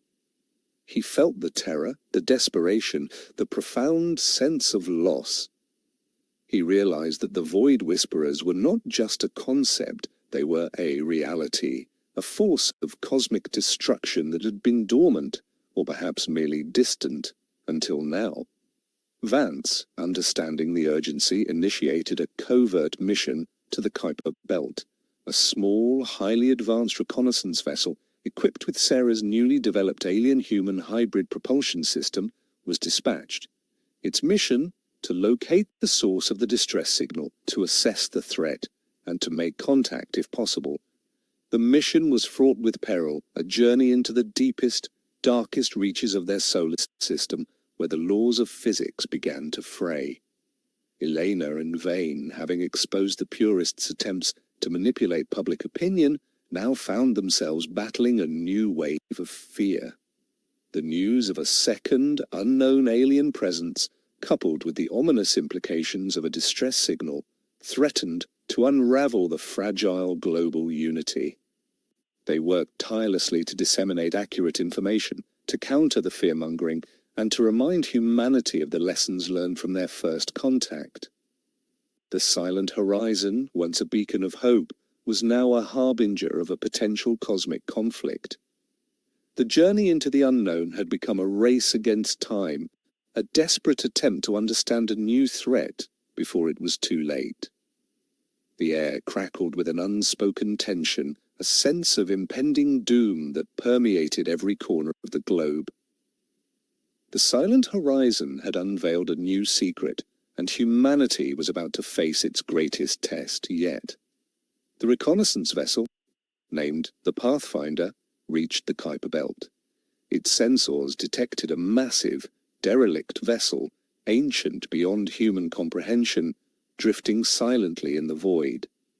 It was the source of the distress signal, a ghost ship from a forgotten war. The vessel was immense, scarred by countless battles, a testament to a civilization that had fought and lost against an unimaginable foe. Sarah, receiving the initial data from the Pathfinder, was awestruck. The technology, though damaged, was incredibly advanced, far surpassing even the benevolent alien technology they had integrated. She realized that the Void Whisperers were not just a threat. They were a force that had destroyed the civilization capable of such technological marvels. The implications were terrifying. Alistair, his dreams now filled with the echoes of the derelict vessel's final moments, felt a profound sense of empathy for the fallen civilization. He saw their struggle, their courage, their ultimate defeat. He understood that humanity was not just facing a new alien presence, they were facing a cosmic legacy, a warning from the past that echoed through the vast emptiness of space. Vance, receiving the reports from the Pathfinder, understood the gravity of the situation. The derelict vessel was a potential treasure trove of knowledge, but also a potential Pandora's box. She ordered a cautious approach, emphasizing the need for extreme caution and the avoidance of any direct contact until the nature of the threat, the Void Whisperers, was fully understood. Elena and Vane, receiving leaked information about the Pathfinder's discovery, prepared to break the story. They knew that the news of a derelict alien warship and the implied threat of a cosmic enemy would cause widespread panic. But they also knew that humanity deserved to know the truth, to be prepared for the challenges that lay ahead. Their reporting became a delicate balance between informing the public and preventing mass hysteria. The silent horizon, once a symbol of unity, was now a stark reminder of the vast, indifferent universe. The journey into the unknown had become a perilous expedition, a venture into the heart of a cosmic mystery that threatened to consume them all. The air crackled with an unspoken tension, a sense of impending confrontation that permeated every corner of the globe. The silent horizon had unveiled a new secret, and humanity was about to face its greatest test yet. A small team of specialists from the Pathfinder boarded the derelict vessel. The interior was a labyrinth of twisted metal and shattered technology, a testament to the ferocity of the battle it had endured. The air was cold, still, and heavy with the dust of ages. They found no signs of life, only the lingering echoes of a long-dead civilization. The distress signal, they realized, was an automated beacon, a final message from a dying race. Sarah, analyzing the data streams from the boarding team, discovered a hidden chamber within the derelict vessel. It was a vault protected by layers of advanced security, containing what appeared to be the core of the vessel's intelligence, its databanks, and its final message. She realized that this was the true prize, the key to understanding the Void Whisperers and the fate of the fallen civilization. Alistair, his connection to the crystalline structure intensifying, began to receive clearer visions. He saw the Void Whisperers not as physical beings, but as a parasitic consciousness, a collective entity that consumed civilizations, leaving behind only derelict husks. He understood that their threat was not one of conquest, but of annihilation, a complete erasure of identity and existence. The horror of it was almost unbearable. Vance, receiving the reports of the hidden vault, ordered the boarding team to prioritize its retrieval. She understood that the information contained within could be humanity's only hope against the Void Whisperers. The mission, already dangerous, had just become critical. The fate of humanity, and perhaps the entire galaxy, rested on the success of this retrieval. Eleanor and Vane, their reporting now focused on the unfolding drama in the Kuiper Belt, found themselves at the forefront of a global debate. The public, gripped by the unfolding mystery, demanded answers. They became the primary source of information, their reports shaping public perception and influencing global policy. They understood the immense responsibility that came with their platform, and they used it to advocate for caution, for unity, and for a peaceful resolution. The silent horizon, once a symbol of hope, was now a stark reminder of the fragility of existence. The journey into the unknown had become a desperate race against time, a struggle to understand a cosmic threat that transcended their wildest nightmares. The air crackled with an unspoken tension, a sense of impending confrontation that permeated every corner of the globe. The silent horizon had unveiled a new secret, and humanity was about to face its greatest test yet. The boarding team successfully breached the vault. Inside they found a single crystalline data core humming with a faint internal light. It was the heart of the derelict vessel, the repository of its civilization's knowledge, its history, and its final warning. The core was carefully secured and transported back to the Pathfinder, its secrets waiting to be unlocked. Sarah, with a team of the world's brightest minds, began the arduous task of deciphering the data core. The information was vast, complex, and encoded in a language that was both alien and ancient. But with the help of the benevolent alien technology and Alistair's intuitive understanding, they slowly began to unravel its mysteries. The core revealed the full horror of the Void Whisperers, their parasitic nature, their relentless pursuit of life, and their ultimate goal to consume all consciousness in the universe. Alistair, his connection to the crystalline structure now a constant presence, became a conduit for the fallen civilization's final message. He spoke of their struggle, their sacrifices, and their desperate hope that their warning would not be in vain. He understood that humanity was not just fighting for its own survival, it was fighting for the memory of a lost civilization, for the preservation of consciousness itself. Vance, armed with the knowledge from the data core, presented a grim assessment to the Cosmic Integration Council. The Void Whisperers were an existential threat, a force that could not be reasoned with, only resisted. She proposed a global defense initiative, a unified effort to prepare humanity for the inevitable confrontation. It was a call to arms, a plea for unity in the face of ultimate darkness. Elena and Vane, their reporting now focused on the existential threat, became the voice of global mobilization. They explained the nature of the Void Whisperers, the urgency of the situation, and the need for humanity to unite. Their words resonated with people across the globe, inspiring a sense of shared purpose, a collective will to survive. The world, once divided, was now united in the face of a common enemy. The silent horizon, once a symbol of hope, was now a battleground, a cosmic arena where the fate of consciousness itself would be decided.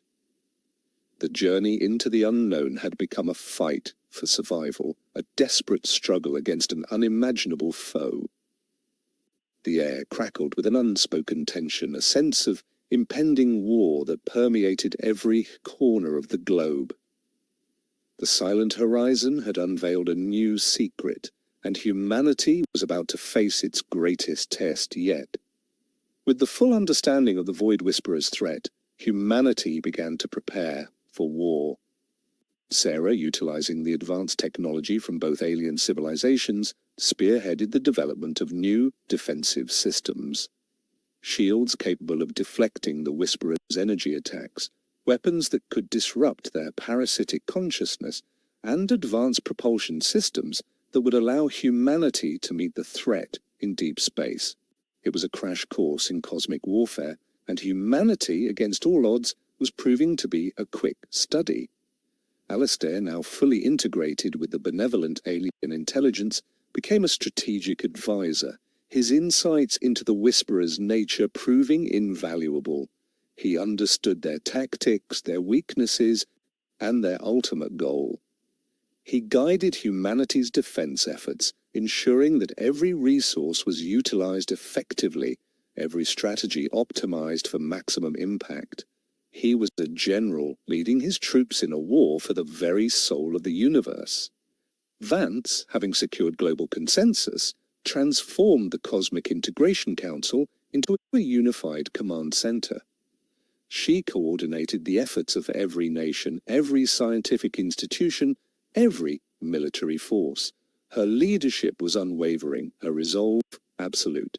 She was the architect of humanity's defense, the one who held the fragile threads of global unity together in the face of ultimate destruction. Elena and Vane, their journalistic mission now transformed into a wartime effort, became the chroniclers of humanity's struggle. They documented every victory, every setback, every act of courage and sacrifice. Their reports, broadcast across the globe, became a source of inspiration, a testament to humanity's resilience, and a rallying cry for those who fought on the front lines. They were the voice of hope in the darkest of times. The purists, their ideology shattered by the undeniable reality of the Void Whisperer's threat, found their ranks decimated. Many abandoned their xenophobic beliefs, joining the global defense effort. Others, clinging to their hatred, were marginalized, their voices drowned out by the unified roar of a humanity fighting for its survival. The internal conflict, once a major threat, had been subsumed by the greater cosmic war. The silent horizon, once a symbol of hope, was now a battlefield, a cosmic arena where the fate of consciousness itself would be decided. The journey into the unknown had become a desperate struggle, a fight for survival against an unimaginable foe. The air crackled with an unspoken tension, a sense of impending war that permeated every corner of the globe. The silent horizon had unveiled a new secret, and humanity was about to face its greatest test yet. The first skirmishes with the Void Whisperers were brutal. Their parasitic consciousness, capable of corrupting technology and minds, proved to be a formidable foe. Humanity suffered losses, but each setback was met with renewed determination, each defeat a lesson learned. The benevolent alien intelligence, while unable to directly intervene due to their non-interference protocols, provided invaluable tactical and strategic advice through Alistair. Sarah's defensive systems proved effective, creating localized fields that disrupted the Whisperer's ability to corrupt. Her offensive weapons, designed to target their consciousness rather than their physical forms, began to turn the tide. She was a weapon designer, an engineer of hope, her brilliance shining brightest in the darkest of hours. Her work was a testament to the power of human ingenuity amplified by alien knowledge. Vance, a master strategist, orchestrated daring counteroffensives, utilizing humanity's combined military might and the benevolent aliens' tactical insights. She made difficult decisions, sacrificing pawns to save the Queen, always with the ultimate goal of preserving humanity and its allies. She was a general leading her forces with unwavering resolve, her leadership inspiring courage in the face of overwhelming odds. Elena and Vane, their reports now focusing on the heroism of the soldiers and scientists, became the morale boosters of the war. They highlighted acts of bravery, moments of unity, and the unwavering spirit of humanity. Their stories, broadcast across the galaxy, became a source of inspiration for other civilizations who had faced or were facing the Void Whisperer's threat. They were the bards of a new epic chronicling humanity's struggle for survival. Alistair, his connection to the crystalline structure now a seamless integration, became a beacon of hope, a living embodiment of the alliance between humanity and the benevolent aliens. He communicated directly with the Whisperers, not to negotiate, but to understand, to find their vulnerabilities, their ultimate weakness. He realized that the Whisperers, despite their destructive nature, were also a form of life, albeit a parasitic one, and that even they had a core, a central consciousness that could be targeted. The silent horizon, once a symbol of hope, was now a battlefield, a cosmic arena where the fate of consciousness itself would be decided. The journey into the unknown had become a desperate struggle, a fight for survival against an unimaginable foe. The air crackled with an unspoken tension, a sense of impending war that permeated every corner of the globe. The silent horizon had unveiled a new secret, and humanity was about to face its greatest test yet. The war against the Void Whisperers raged across the solar system. Humanity, bolstered by the benevolent alien technology and Alistair's strategic insights, began to push back. The Whisperers, accustomed to easy victories, found themselves facing an unexpected and determined resistance. Their parasitic consciousness, while powerful, was not invincible, and humanity's ingenuity, combined with the wisdom of their allies, began to expose their weaknesses. Sarah, in a daring move, developed a counter-frequency, a resonant wave that could disrupt the Whisperers' collective consciousness. It was a risky gambit, a weapon that could potentially backfire, but it was their best hope. She worked tirelessly, refining the frequency, ensuring its precision, knowing that the fate of the galaxy rested on her shoulders. Her brilliance was the light that guided humanity through the darkest of hours. Vance, coordinating a massive fleet of human and allied alien vessels, launched a final, decisive offensive. It was a gamble, a desperate push to deliver Sarah's counter-frequency to the heart of the Whisperers collective. The battle was fierce, the losses heavy, but the resolve of the combined forces was unwavering. She was a general, leading her troops into the maw of hell, her courage inspiring all who fought beside her. Lena and Vane, broadcasting from the front lines, captured the raw intensity of the battle. Their reports, filled with the sounds of laser fire and the cries of valiant warriors, became a testament to humanity's indomitable spirit. They showed the world and the galaxy that even in the face of ultimate darkness, hope could prevail. They were the chroniclers of a new legend, the storytellers of humanity's greatest triumph. Alistair, at the heart of the battle, used his connection to the crystalline structure to amplify Sarah's counter-frequency, sending it directly into the Whisperers' collective consciousness. He felt their pain, their confusion, their ultimate unraveling. It was a moment of profound cosmic catharsis, the end of a parasitic cycle that had plagued the galaxy for millennia. He was a conductor, orchestrating the symphony of victory, his spirit intertwined with the fate of the universe. The silent horizon, once a symbol of hope, was now a testament to humanity's triumph. The journey into the unknown had become a saga of courage, resilience, and unity. The air crackled with the echoes of victory, a joyous roar that resonated across the galaxy.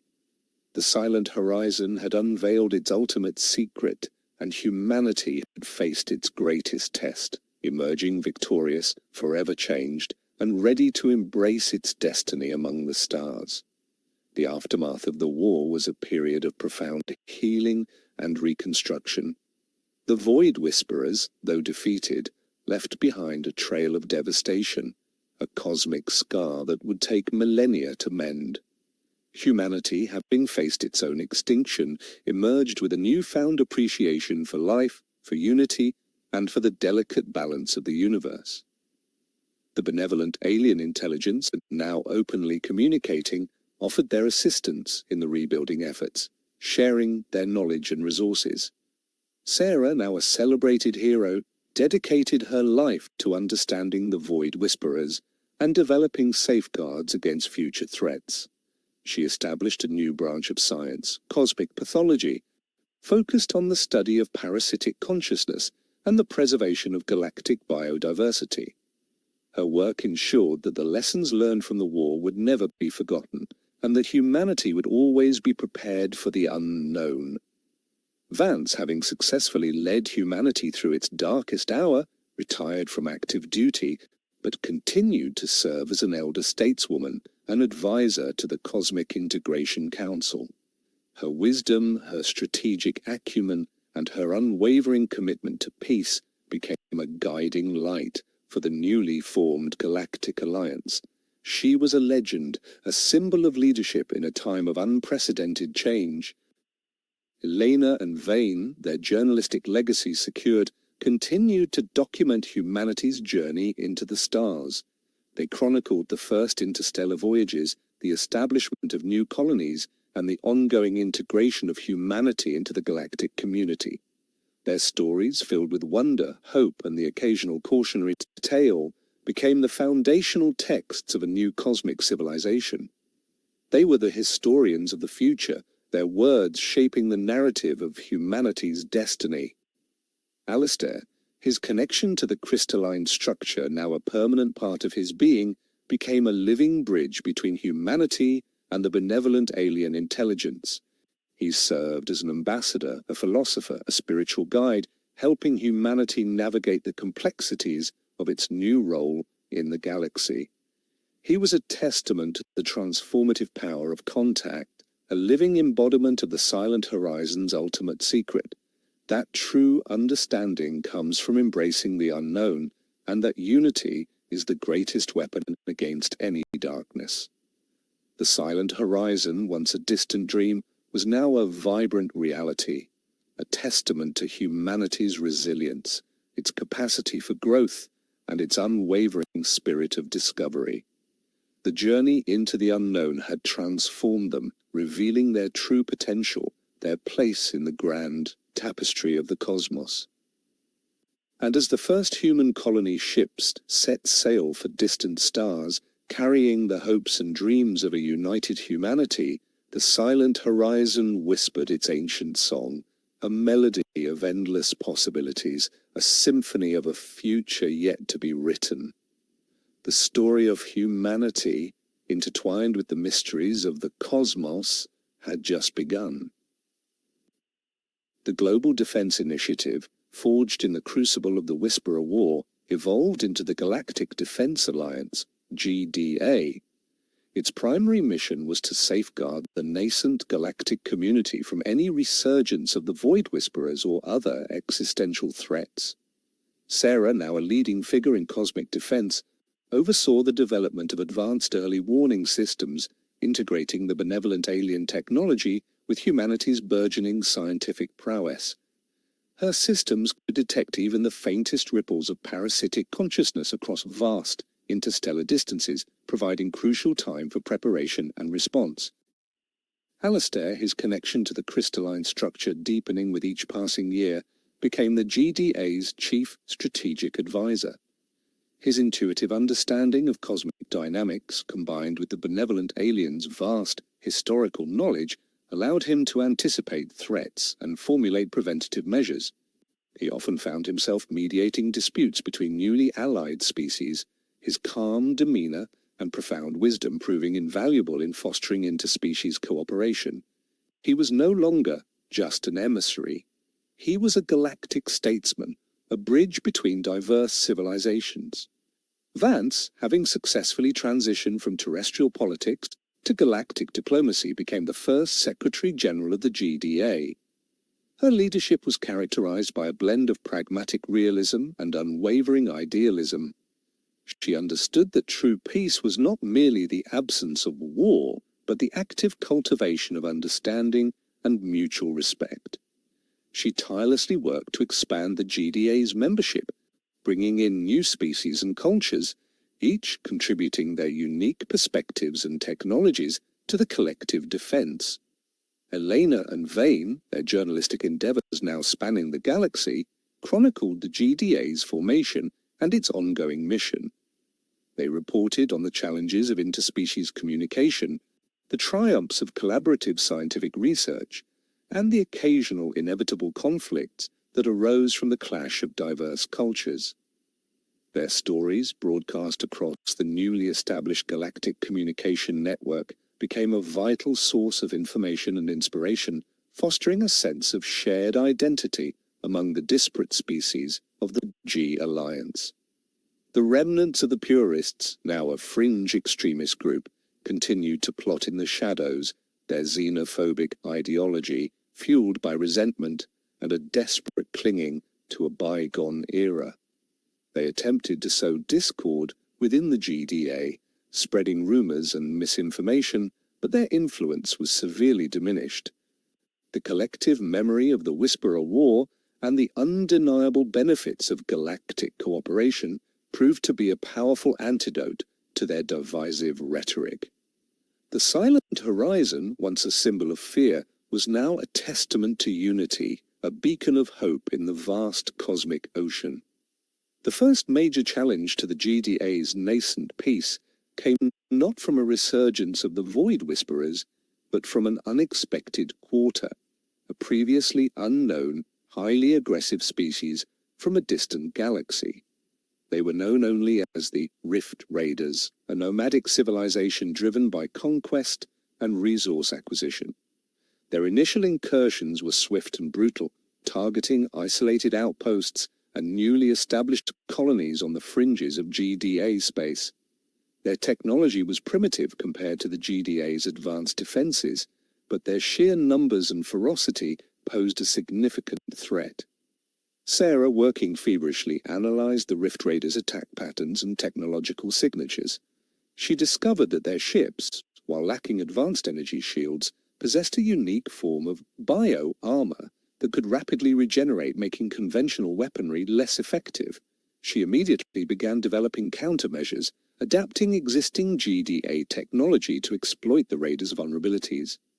Her lab, a bustling hub of interspecies collaboration, became the epicenter of the GDA's defensive innovation. Alistair, drawing upon the Cosmic Library, searched for any historical precedents of the Rift Raiders. He found fragmented records of similar nomadic species, their histories marked by cycles of expansion and collapse.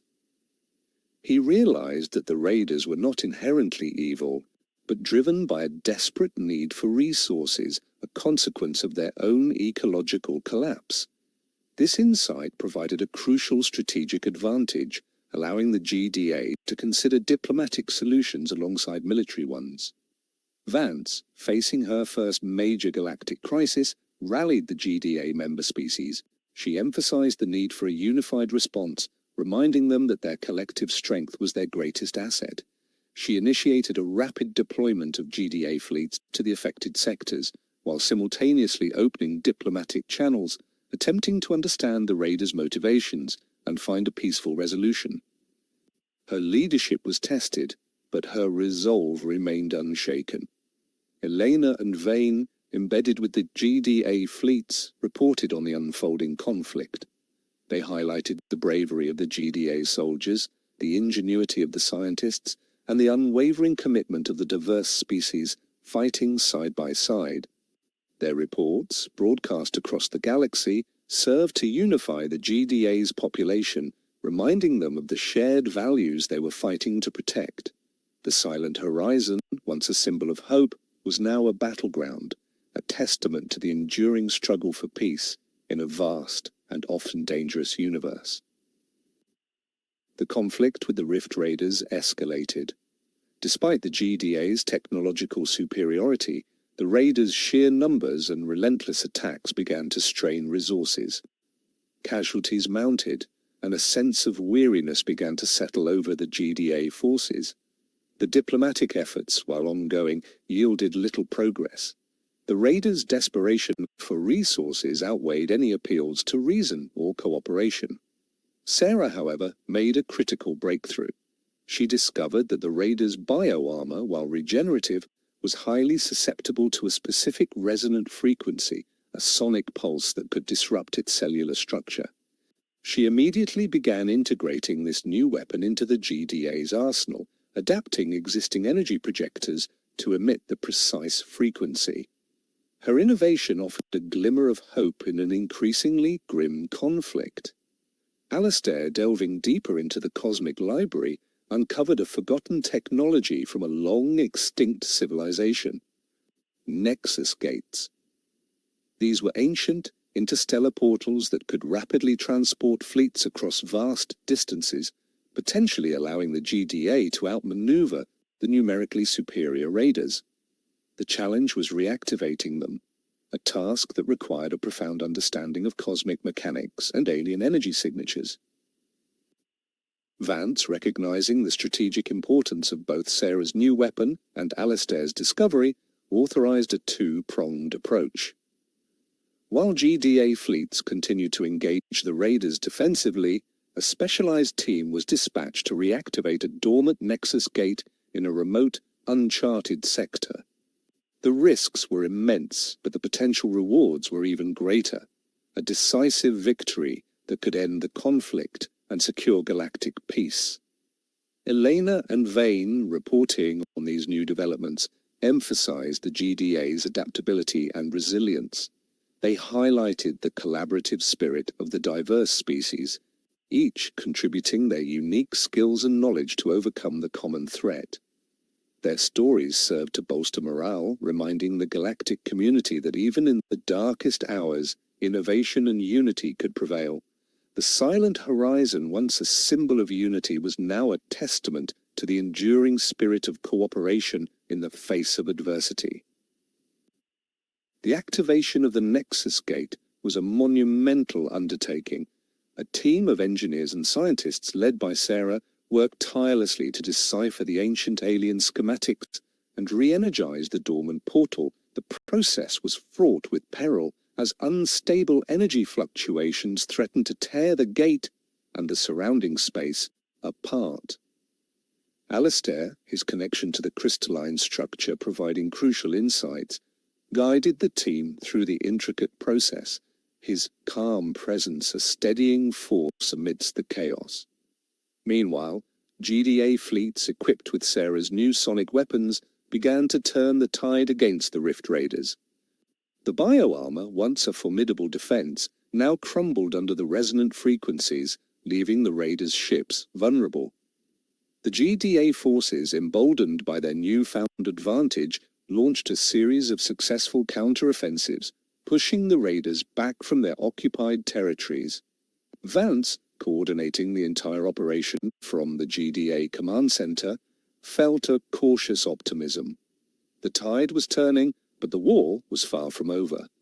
She knew that the Raiders, driven by desperation, would fight to the last. Her focus remained on minimizing casualties and securing a lasting peace, one that addressed the root causes of the Raiders' aggression. Elena and Vane, broadcasting live from the front lines, captured the dramatic shift in the conflict. Their reports showed the effectiveness of the new weapons, the strategic brilliance of the GDA command, and the unwavering courage of the diverse species fighting for their shared future. Their coverage became a powerful tool for galactic diplomacy, showcasing the strength and unity of the GDA to both its allies and its adversaries. The Silent Horizon, once a symbol of hope, was now a testament to the power of innovation and collective action.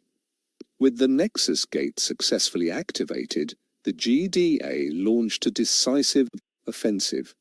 Fleets, transported instantly across vast distances, appeared behind the main Rift Raider forces, cutting off their supply lines and encircling their primary strongholds. The Raiders, caught off guard and outmaneuvered, found their regenerative bioarmor useless against the GDA's sonic weapons.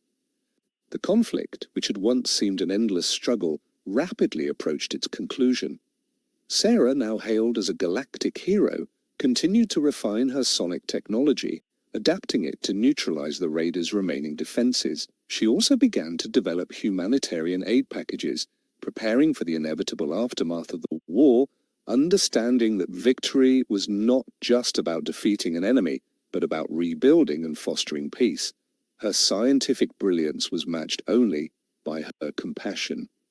Alistair, using his profound understanding of the Raiders' ecological collapse, began to formulate a long-term solution.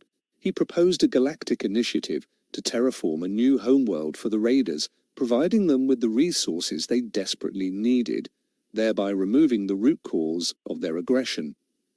It was a bold, unprecedented plan, but one that offered a path to lasting peace, rather than mere subjugation. Vance, presenting Alistair's proposal to the GDA Council, faced initial skepticism. Many argued for harsher penalties, for the complete disarmament of the raiders, but Vance, with her diplomatic skill and unwavering commitment to a peaceful future, convinced them that true victory lay not in vengeance but in rehabilitation. The Council, after much debate, approved the initiative, marking a new era of galactic diplomacy. Elena and Vane, reporting on the peace negotiations and the terraforming initiative, highlighted the GDA's commitment to compassion and long-term solutions. Their stories showcase the transformative power of empathy, demonstrating that even the most aggressive conflicts could be resolved through understanding and cooperation. Their work became a testament to the idea that peace was not just an ideal, but a tangible, achievable reality. The Silent Horizon, once a symbol of conflict, was now a beacon of hope, a testament to the enduring power of unity and compassion in the vast cosmic tapestry.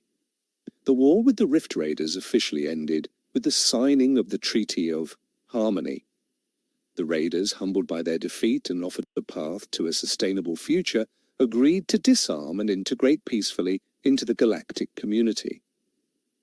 The Terraforming Initiative, a monumental undertaking, began under the guidance of Sarah and a consortium of interspecies scientists. New worlds bloomed under the touch of advanced technology, promising a new beginning for the once nomadic species.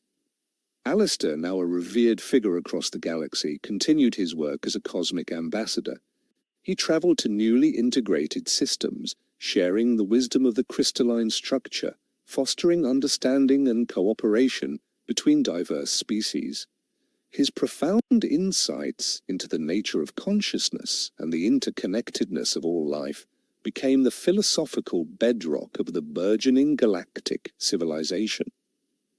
He was a living testament to the transformative power of contact, a guide for a new era of cosmic harmony. Vance, having successfully navigated the GDA through its first major galactic conflict, stepped down as Secretary General, choosing instead to focus on humanitarian efforts and the establishment of educational programs across the galaxy. Her legacy was one of unwavering leadership, strategic brilliance, and a tireless commitment to peace. She became a mentor to a new generation of galactic leaders, instilling in them the values of diplomacy, empathy, and unity. Elena and Vane, their mission of chronicling humanity's journey now expanding to encompass the entire galaxy, continued to report on the unfolding wonders of the new era. They documented the first interstellar cultural exchanges, the establishment of new trade routes, and the ongoing scientific discoveries that pushed the boundaries of knowledge. Their stories, filled with wonder and optimism, became the foundational narratives of the galactic age, inspiring countless beings to embrace the vastness of the cosmos with open hearts and minds. The Silent Horizon, once a distant dream, was now a vibrant reality, a testament to humanity's resilience, its capacity for growth, and its unwavering spirit of discovery. The journey into the unknown had transformed them, revealing their true potential, their place in the grand tapestry of the cosmos. And as the first human colony ships set sail for distant stars, carrying the hopes and dreams of a united humanity, the Silent Horizon whispered its ancient song, a melody of endless possibilities, a symphony of a future yet to be written. The story of humanity, intertwined with the mysteries of the cosmos, had just begun. The Treaty of Harmony ushered in an unprecedented era of galactic peace and cooperation. The GDA, now a truly representative body of diverse species, focused its efforts on exploration, scientific discovery, and the upliftment of emerging civilizations. Sarah, at the helm of the GDA's scientific division, led ambitious projects to map uncharted regions of the galaxy, seeking out new forms of life and unlocking the universe's deepest secrets. Her team, a vibrant tapestry of alien and human minds, pushed the boundaries of knowledge fueled by a shared passion for discovery. Alistair, as the primary liaison with the benevolent alien intelligence, continued to delve into the cosmic library. he discovered ancient galactic histories, prophecies of cosmic cycles, and profound philosophical treatises that challenged humanity's most fundamental assumptions about existence.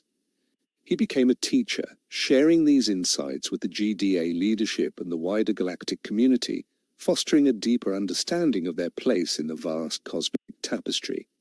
His wisdom became a guiding light, illuminating the path forward for a nascent galactic civilization. Vance, having successfully established the foundations of galactic governance, transitioned into a role as a senior advisor, focusing on long-term strategic planning and the ethical implications of rapid technological advancement. She championed policies that ensured equitable resource distribution, protected emerging species, and prevented the concentration of power in any single entity. Her foresight and unwavering commitment to justice became the moral compass of the GDA. Elena and Vane, their journalistic reach now truly galactic, continued to document the unfolding wonders of the new era. They reported on the first successful terraforming of a barren planet, the discovery of new sentient species, and the cultural exchanges that enriched the lives of countless beings. Their stories, broadcast across the galaxy, celebrated the triumphs of cooperation and served as a constant reminder of the fragility of peace and the importance of vigilance. They were the chroniclers of a golden age, their words weaving the narrative of a united galaxy. The remnants of the purists, though largely neutralized, occasionally resurfaced in isolated pockets, attempting to exploit lingering fears and prejudices. These incidents, however, were swiftly contained by the GDA's robust security forces and effectively countered by Elena and Vane's immediate and truthful reporting. The galactic community, having learned from the Whisperer War, was far more resilient to divisive rhetoric, understanding that unity was their greatest strength. One such incident, however, proved to be more complex.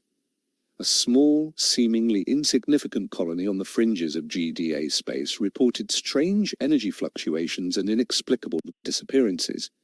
The initial assessment dismissed them as local phenomena, perhaps a lingering effect of the Whisperer War or a natural geological event. But Alistair, sensing a familiar unease, felt a prickle of intuition. The pattern, though subtle, resonated with something he had encountered in the Cosmic Library. He brought his concerns to Sarah, who, after a preliminary analysis of the colony's data, confirmed his suspicions. The energy signatures were not natural, they were artificial, and they bore a disturbing resemblance to the early faint signals of the Void Whisperers, albeit on a much smaller scale. It was as if a dormant seed of the parasitic consciousness had been reawakened, or perhaps a new, localized variant had emerged. Vance, upon hearing the news, immediately dispatched a small, discreet investigative team to the colony. She understood the potential for panic if the galactic community believed the Whisperers had returned. The mission was to assess the threat, contain it if possible, and gather intelligence without causing widespread alarm. The delicate balance of peace, she knew, could be easily shattered by fear. Eleanor and Vane, though not officially informed, caught wind of the unusual activity through their vast network of sources. They began their own discreet investigation, sensing a story that went beyond mere local disturbances. They understood the importance of transparency, even in the face of potential panic, believing that an informed public was a resilient public. Their pursuit of truth, however, put them on a collision course with the GDA's need for discretion. Alistair, delving deeper into the Cosmic Library, searched for any mention of localized Whisperer outbreaks or dormant strains. He found fragmented accounts of isolated outbreaks, often linked to ancient forgotten battlegrounds or discarded Whisperer technology. The implications were chilling. The parasitic consciousness might not have been entirely eradicated, but merely scattered, waiting for the right conditions to re-emerge. The investigative team, led by a seasoned GDA operative named Commander Rihanna, arrived at the colony. they found a community gripped by a quiet terror. People were disappearing without a trace, their homes left undisturbed, their lives seemingly vanishing into thin air. The energy fluctuations were localized, almost surgical, suggesting a highly intelligent and adaptive adversary. Rihanna, a veteran of the Whisperer War, recognized the subtle hallmarks of the parasitic consciousness, but also noted distinct differences that suggested an evolution, a new, more insidious form of the threat.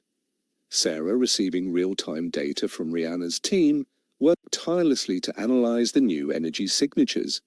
She discovered that this variant of the Whisperer consciousness was far more subtle, capable of integrating with existing technology and even biological systems without immediate detection. It was a stealth predator, operating in the shadows, slowly consuming its victims from within. Her heart sank as she realized the true horror of this new threat. It was designed to exploit trust, to turn communities against themselves. Alistair, his connection to the crystalline structure now a constant source of cosmic insight, began to experience fragmented visions of the colony's past. He saw the arrival of a small, seemingly innocuous artifact, a relic from the Whisperer War, brought back by a returning prospector. The artifact, he realized, was a dormant seed, a microscopic fragment of the parasitic consciousness that had slowly, insidiously begun to reanimate, feeding on the colony's latent fears and anxieties. Vance, receiving Rihanna's preliminary reports, understood the gravity of the situation. A full-scale galactic panic would be catastrophic, but inaction was not an option. She authorized Rihanna to take all necessary measures to contain the threat, while simultaneously working to develop a cover story that would allow the GDA to operate without causing widespread alarm. It was a delicate dance, a high-stakes gamble to protect both the colony and the fragile piece of the galaxy. Elena and Vane, their investigation deepening, began to uncover a disturbing pattern of disappearances across several isolated colonies. They realized that the colony Rihanna was investigating was not an isolated incident, but part of a larger coordinated reemergence. They also found evidence of purist sympathizers actively spreading disinformation, amplifying the fear and confusion, creating fertile ground for the parasitic consciousness to thrive. The Silent Horizon, once a symbol of unity, was now a battleground for the very soul of the galactic community. Commander Rihanna's team discovered that the disappearances were not random. The parasitic consciousness was targeting individuals with specific psychological profiles, those who felt isolated, marginalized, or harbored deep-seated resentments. It was feeding on their negative emotions, growing stronger with each consumed mind. The realization sent a chill down Rihanna's spine. This was a war, not just for bodies, but for minds. Sarah, working with the data from Rihanna's team, developed a diagnostic tool capable of detecting the early stages of parasitic integration. It was a subtle energy signature, a faint distortion in the host's neural patterns. The tool was rudimentary, but it offered a glimmer of hope, a way to identify and potentially save those who were being consumed from within. She also began to theorize about a potential antidote, a way to purge the consciousness without harming the host. Alistair, his visions becoming clearer, saw the parasitic consciousness as a vast, interconnected network, a web of despair that stretched across the colony. He realized that the artifact was not just a seed, but a central node, a focal point for the re-emerging threat. Destroying it, he believed, would sever the connection, disrupting the network and weakening the parasitic entity. Vance, facing increasing pressure from the GDA Council, authorized a surgical strike to retrieve or destroy the artifact. She understood the risks, the potential for collateral damage, but the alternative, a full-scale Whisperer resurgence, was unthinkable. She placed her trust in Rihanna's team, knowing that they were the best hope for a swift and decisive resolution. Elena and Vane, having gathered enough evidence to expose the purists' involvement in spreading fear, prepared to release their findings. They knew that exposing the internal threat was crucial to galvanizing galactic support for Rihanna's mission. Their report, carefully crafted to inform without inciting panic, would be a critical weapon in the war for hearts and minds. The silent horizon, once a symbol of hope, was now a battleground for the very essence of consciousness. Commander Rihanna's team located the artifact in the deepest levels of the colony's abandoned mining tunnels. It pulsed with a faint, sickly green light, its influence radiating outwards, subtly twisting the minds of those nearby. The air was heavy with a palpable sense of dread, a silent scream of consumed consciousness. Rihanna knew they were running out of time. Sarah, having developed a prototype antidote, transmitted the formula to Rihanna's team. It was a complex bioenergetic compound designed to disrupt the parasitic consciousness at a cellular level, forcing it to release its hold on the host. The antidote was untested, its effectiveness uncertain, but it was their only chance to save the consumed individuals. Alistair, his connection to the crystalline structure, now a direct link to the cosmic library, discovered a weakness in the parasitic consciousness.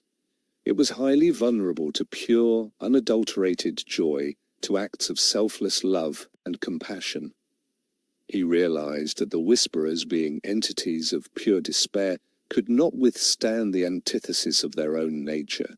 It was a strange, almost poetic vulnerability. Vance, coordinating the extraction and containment efforts, faced a new challenge. The Purists, sensing an opportunity to further destabilize the GDA, launched a series of cyber attacks on the GDA's communication network, attempting to isolate Rihanna's team and prevent the antidote from reaching them. It was a desperate act, a last-ditch effort to plunge the galaxy back into chaos.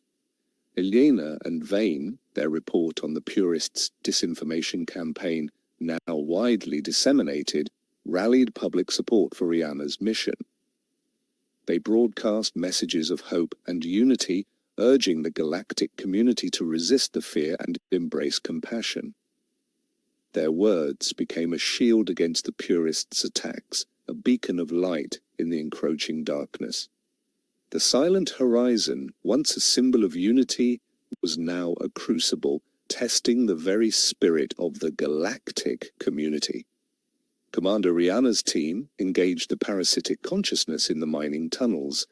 The Whisperer variant, now fully aware of their presence, manifested as a swirling vortex of shadow and despair, attempting to overwhelm their minds with fear and doubt. The battle was not physical, but psychological, a clash of wills against an entity that fed on negative emotions. Rihanna, drawing on her own inner strength, resisted its influence, her resolve unwavering. Sarah's antidote, administered to the first few consumed individuals, showed promising results. The parasitic consciousness recoiled, its hold weakening, allowing the hosts to slowly regain control of their minds. It was a slow, arduous process, but it worked. The hope that surged through the team was palpable, a powerful counter to the despair emanating from the Whisperer variant. Alistair, using his connection to the crystalline structure, began to project waves of pure joy and compassion into the mining tunnels. The effect was immediate and profound. The swirling vortex of shadow recoiled, its form flickering, its power diminishing. The parasitic consciousness, unable to withstand the overwhelming positive energy, began to unravel, its despair turning into confusion, then into nothingness. It was a victory of spirit over darkness. Vance, having successfully repelled the Purists' cyber attacks, coordinated the final extraction of Rihanna's team and the recovered artifact. The mission was a success, but the lessons learned were profound. The Whisperers were not just an external threat. They were a reflection of humanity's own internal struggles, their own capacity for despair and division. The silent horizon, once a symbol of hope, was now a reminder of the constant vigilance required to maintain peace and unity. Elena and Vane, reporting on the successful containment of the Whisperer variant, emphasized the power of unity and compassion in overcoming even the most insidious threats.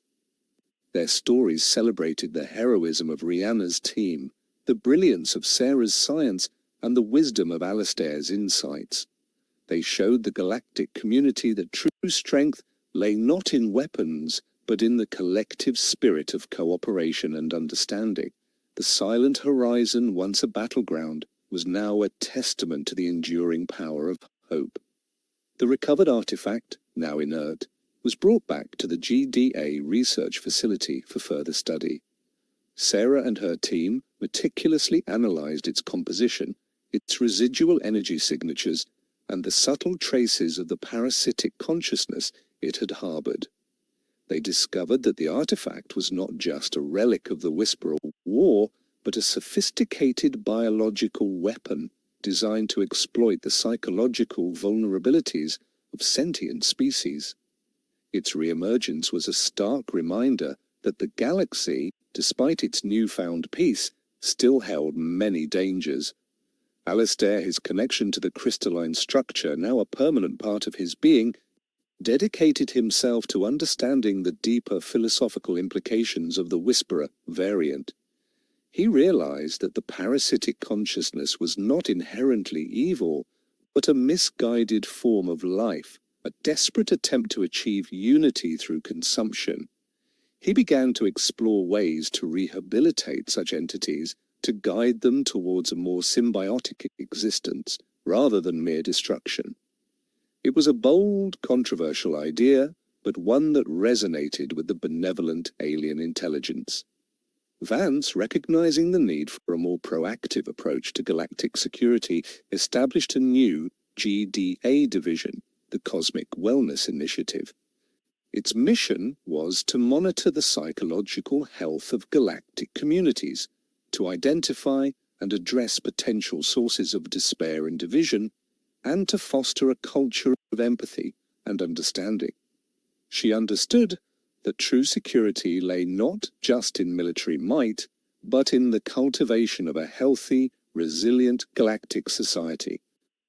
Elena and Vane, their journalistic mission evolving, began to focus on the stories of healing and reconciliation.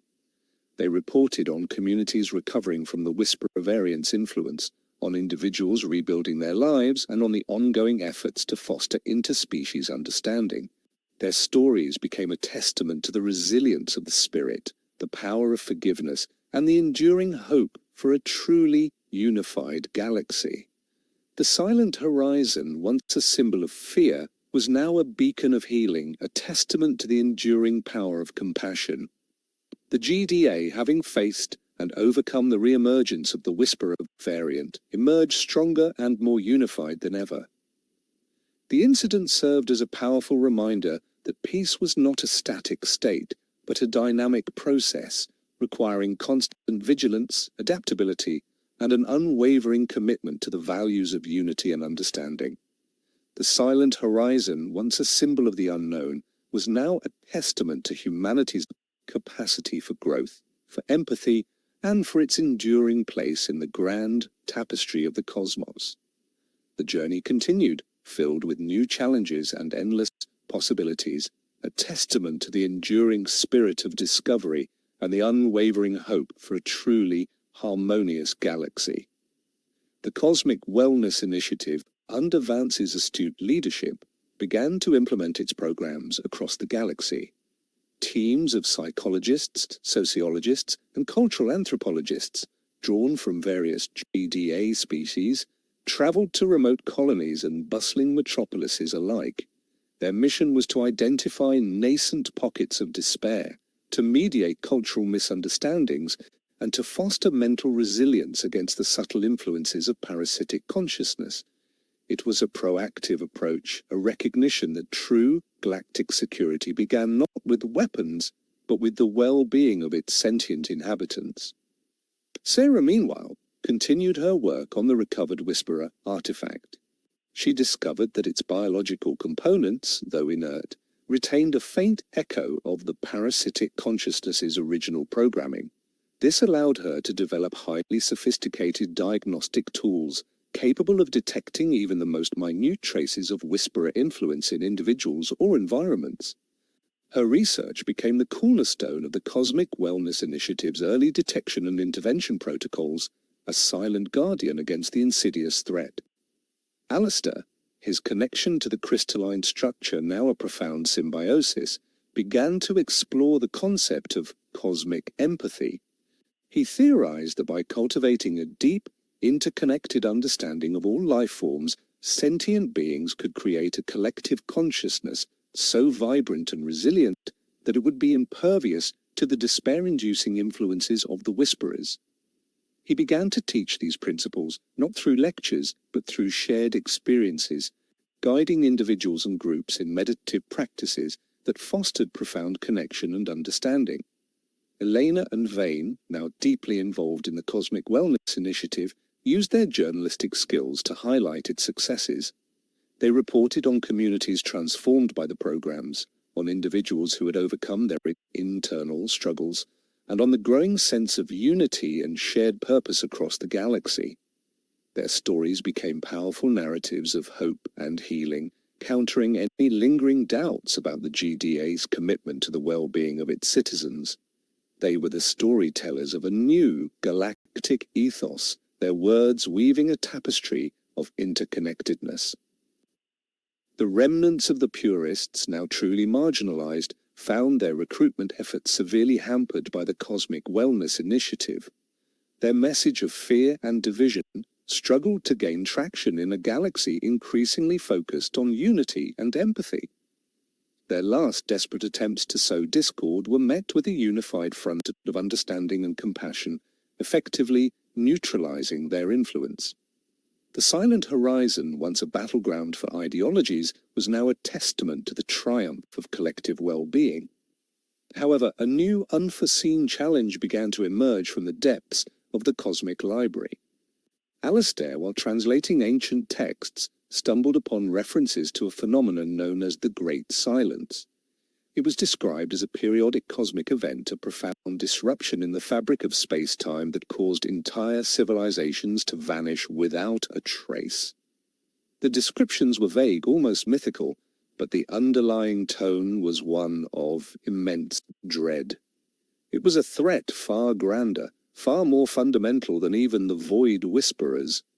He brought his findings to Sarah, who, after cross-referencing the data with her astronomical charts, confirmed the existence of unusual gravitational anomalies in a distant, unmapped region of the galaxy. These anomalies, though subtle, matched the descriptions of the Great Silence from the Cosmic Library.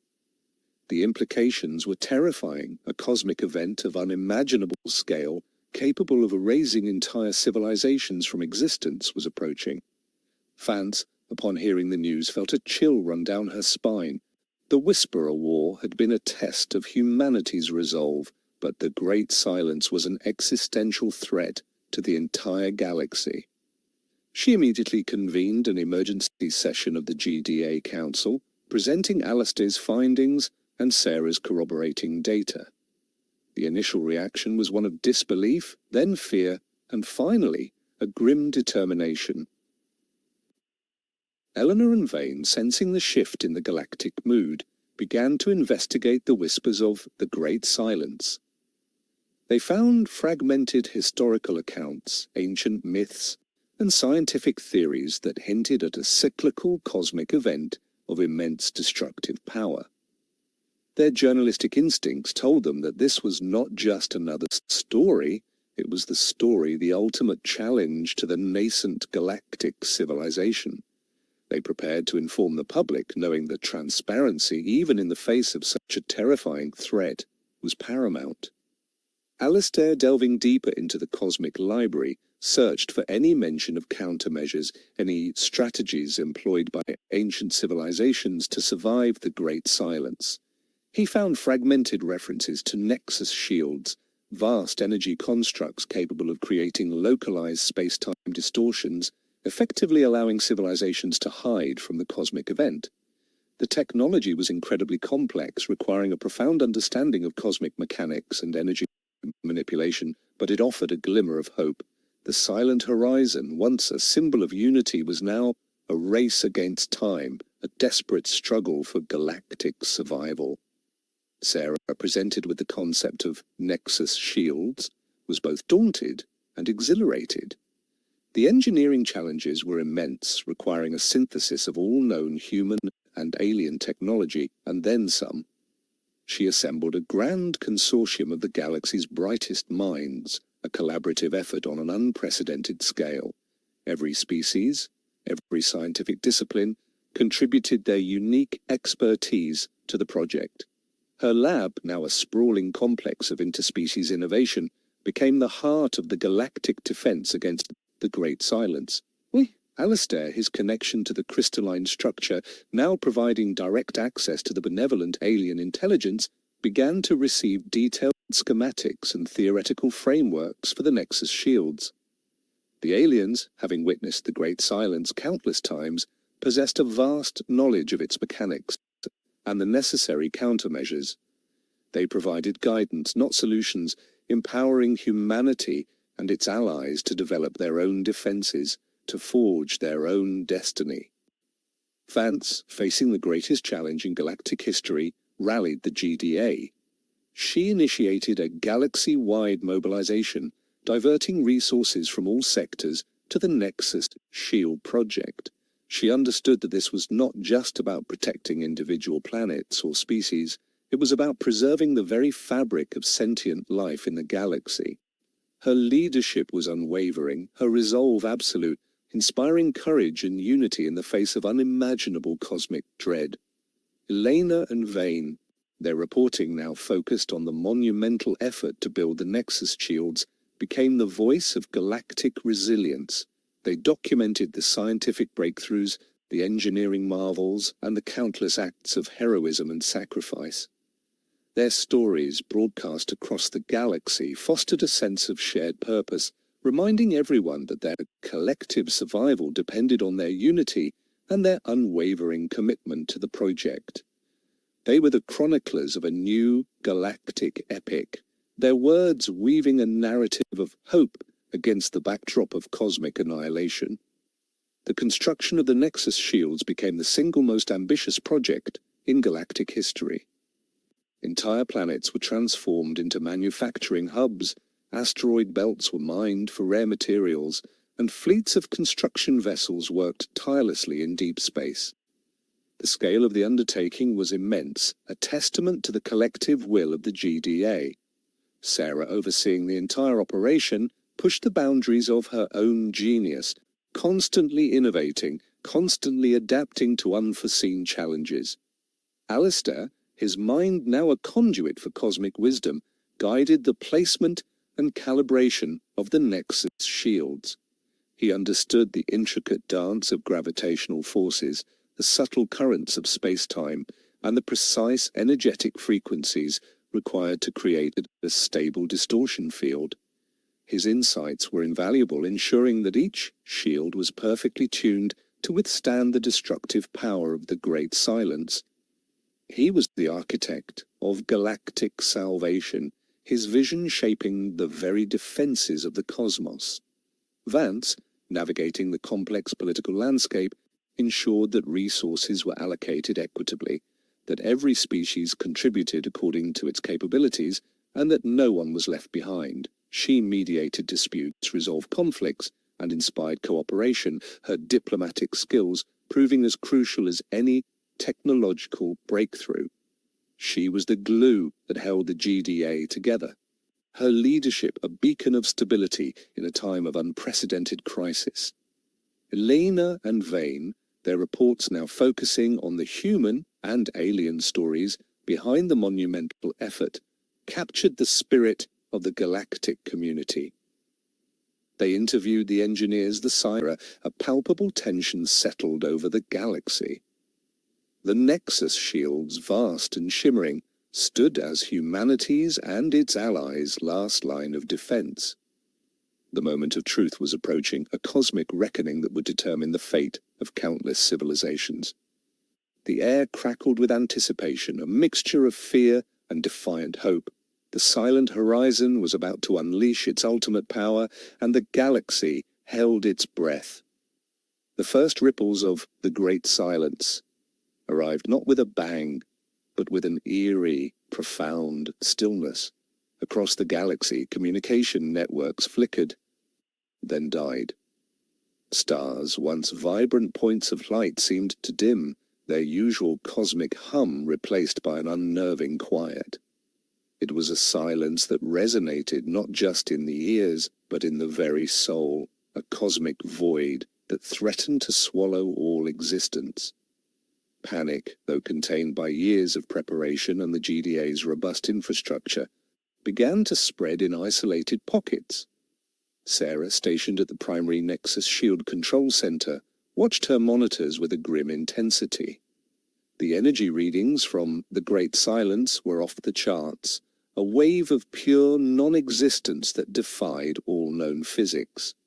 Her team, a diverse collection of species, worked with a synchronized precision born of countless simulations. Every calculation, every adjustment was critical. The fate of the galaxy rested on their ability to hold the line. Alistair, his connection to the crystalline structure, now a conduit for the collective consciousness of the benevolent aliens, felt the approach of the Great Silence as a profound spiritual assault. It was an emptiness that sought to erase not just physical forms, but memories, emotions, the very essence of being. He projected waves of cosmic empathy, a counterforce of pure interconnectedness, strengthening the resolve of those within the Nexus shields. Vance, from the GDA Command Center, issued final directives. Evacuation protocols for unshielded systems were in full swing, a desperate race against the encroaching void. She watched the galactic map, seeing entire star systems wink out of existence as the Great Silence consumed them. Her face was a mask of grim determination, but her eyes held a flicker of profound sorrow for the countless lives that would be lost. Elena and Vane, broadcasting from within one of the shielded GDA stations, captured the terrifying beauty of the Great Silence as it washed over their sector. The stars outside the shield shimmered, then vanished, replaced by an inky blackness that seemed to absorb all light and sound. Their reports, filled with awe and a somber reverence, became a testament to the cosmic event, a historical record for those who would survive.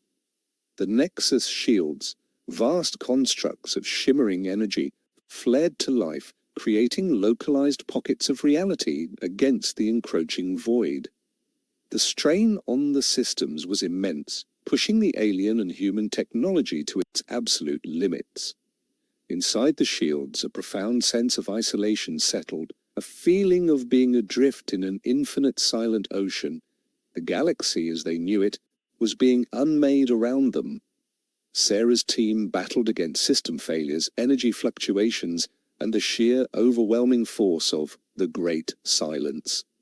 Alarms blared, consoles sparked, but they held their ground, their collective will a bulwark against oblivion. Each successful recalibration, each averted crisis, was a small victory against the cosmic tide. They were the unsung heroes, fighting a war of numbers and equations. Alistair, his mind a nexus of cosmic consciousness, felt the pressure of the Great Silence as a physical weight, a crushing force that threatened to extinguish his very being. He focused his will, drawing on the collective strength of the benevolent aliens, channeling their ancient wisdom into the Nexus shields, reinforcing their integrity with pure, unadulterated life force. He was a living conduit, a bridge between existence and non-existence. Vance, observing the Nexus shields holding firm, allowed herself a moment of cautious relief. The strategy was working. Humanity and its allies were surviving, but the cost was immense, the galactic landscape forever altered. She began to plan for the aftermath, for the monumental task of rebuilding, of reconnecting, of finding a way forward in a vastly changed universe. Elena and Vane, their broadcast continuing, showed images of the shielded systems, islands of light in a sea of darkness. They spoke of the courage of those who built the shields, the resilience of those who maintained them, and the hope that flickered in the hearts of all who survived. Their words became a lifeline, a connection to a shared reality in a galaxy that had been torn asunder. The great silence lingered for what felt like an eternity, a cosmic breath held in suspended animation. Then, as abruptly as it began, it receded. The stars, one by one, began to reappear, their light slowly returning to the void. Communication networks flickered back to life, carrying whispers of survival, of relief, of profound loss. The galaxy, though scarred, had endured. Sarah, her face streaked with sweat and tears, watched as the energy reading stabilized. The Nexus shields had held. Humanity and its allies had survived the Great Silence. She felt an overwhelming wave of exhaustion, followed by a surge of triumph. They had faced the impossible, and they had won. Her team erupted in cheers, a cacophony of relief and celebration. Alistair, his connection to the crystalline structure still humming with residual energy, felt the cosmic empathy return, a wave of relief washing over the galaxy. He knew that the struggle was far from over, that the rebuilding would be immense, but the immediate threat had passed. He had witnessed the unmaking of the universe, and he had seen life persist. It was a profound, humbling experience. Vance, her voice hoarse with emotion, addressed the GDA Council. "We have survived," she declared, her voice echoing with authority. "But the galaxy is forever changed. Our work, the work of rebuilding, begins now." Her words were met with a somber resolve. The relief was palpable, but so was the understanding of the monumental task ahead. The silent horizon had tested them, and they had passed, but the scars would remain. Elena and Vane, their broadcast now a beacon of hope, documented the immediate aftermath. They showed images of the returning stars, the cautious re-establishment of communication, and the first tentative steps towards assessing the damage. Their reports, filled with stories of survival and resilience, became a testament to the indomitable spirit of sentient life. They were the chroniclers of a new beginning, their words weaving a narrative of hope in a scarred galaxy. The galaxy, though battered, began the arduous process of recovery. The Nexus shields, now dormant, stood as monuments to a collective triumph. Sarah and her team immediately began analyzing the data gathered during the Great Silence, seeking to understand its true nature and to refine the shield technology for future cosmic events. Her research became paramount, a safeguard against the cyclical nature of cosmic annihilation. She was the architect of galactic resilience, her brilliance ensuring a safer future. Alistair, his connection to the crystalline structure, now a permanent part of his consciousness, became a vital resource in the rebuilding efforts. He used his cosmic empathy to help species cope with the trauma of the Great Silence, guiding them through the psychological aftermath and fostering a renewed sense of interconnectedness. He also worked with Sarah, translating ancient texts from the Cosmic Library that detailed methods of rapid planetary regeneration and ecological restoration. He was a healer, a guide, helping the galaxy mend its wounds. Vance, leading the GDA, initiated a massive galactic reconstruction program. Resources were pooled, expertise shared, and new technologies deployed to accelerate the recovery of devastated systems. She focused on equitable distribution, ensuring that no species or system was left behind. Her leadership was a testament to the GDA's commitment to unity, even in the face of immense challenges. She was the architect of galactic renewal, her vision shaping the future of the cosmos. Elena and Vane, their journalistic mission now focused on the stories of recovery and resilience, documented the monumental effort. They reported on the first crops growing on newly terraformed planets, the re-establishment of trade routes, and the cultural exchanges that blossomed in the wake of shared adversity. Their stories became a powerful narrative of hope, reminding the galaxy that even after the deepest darkness, light would always return.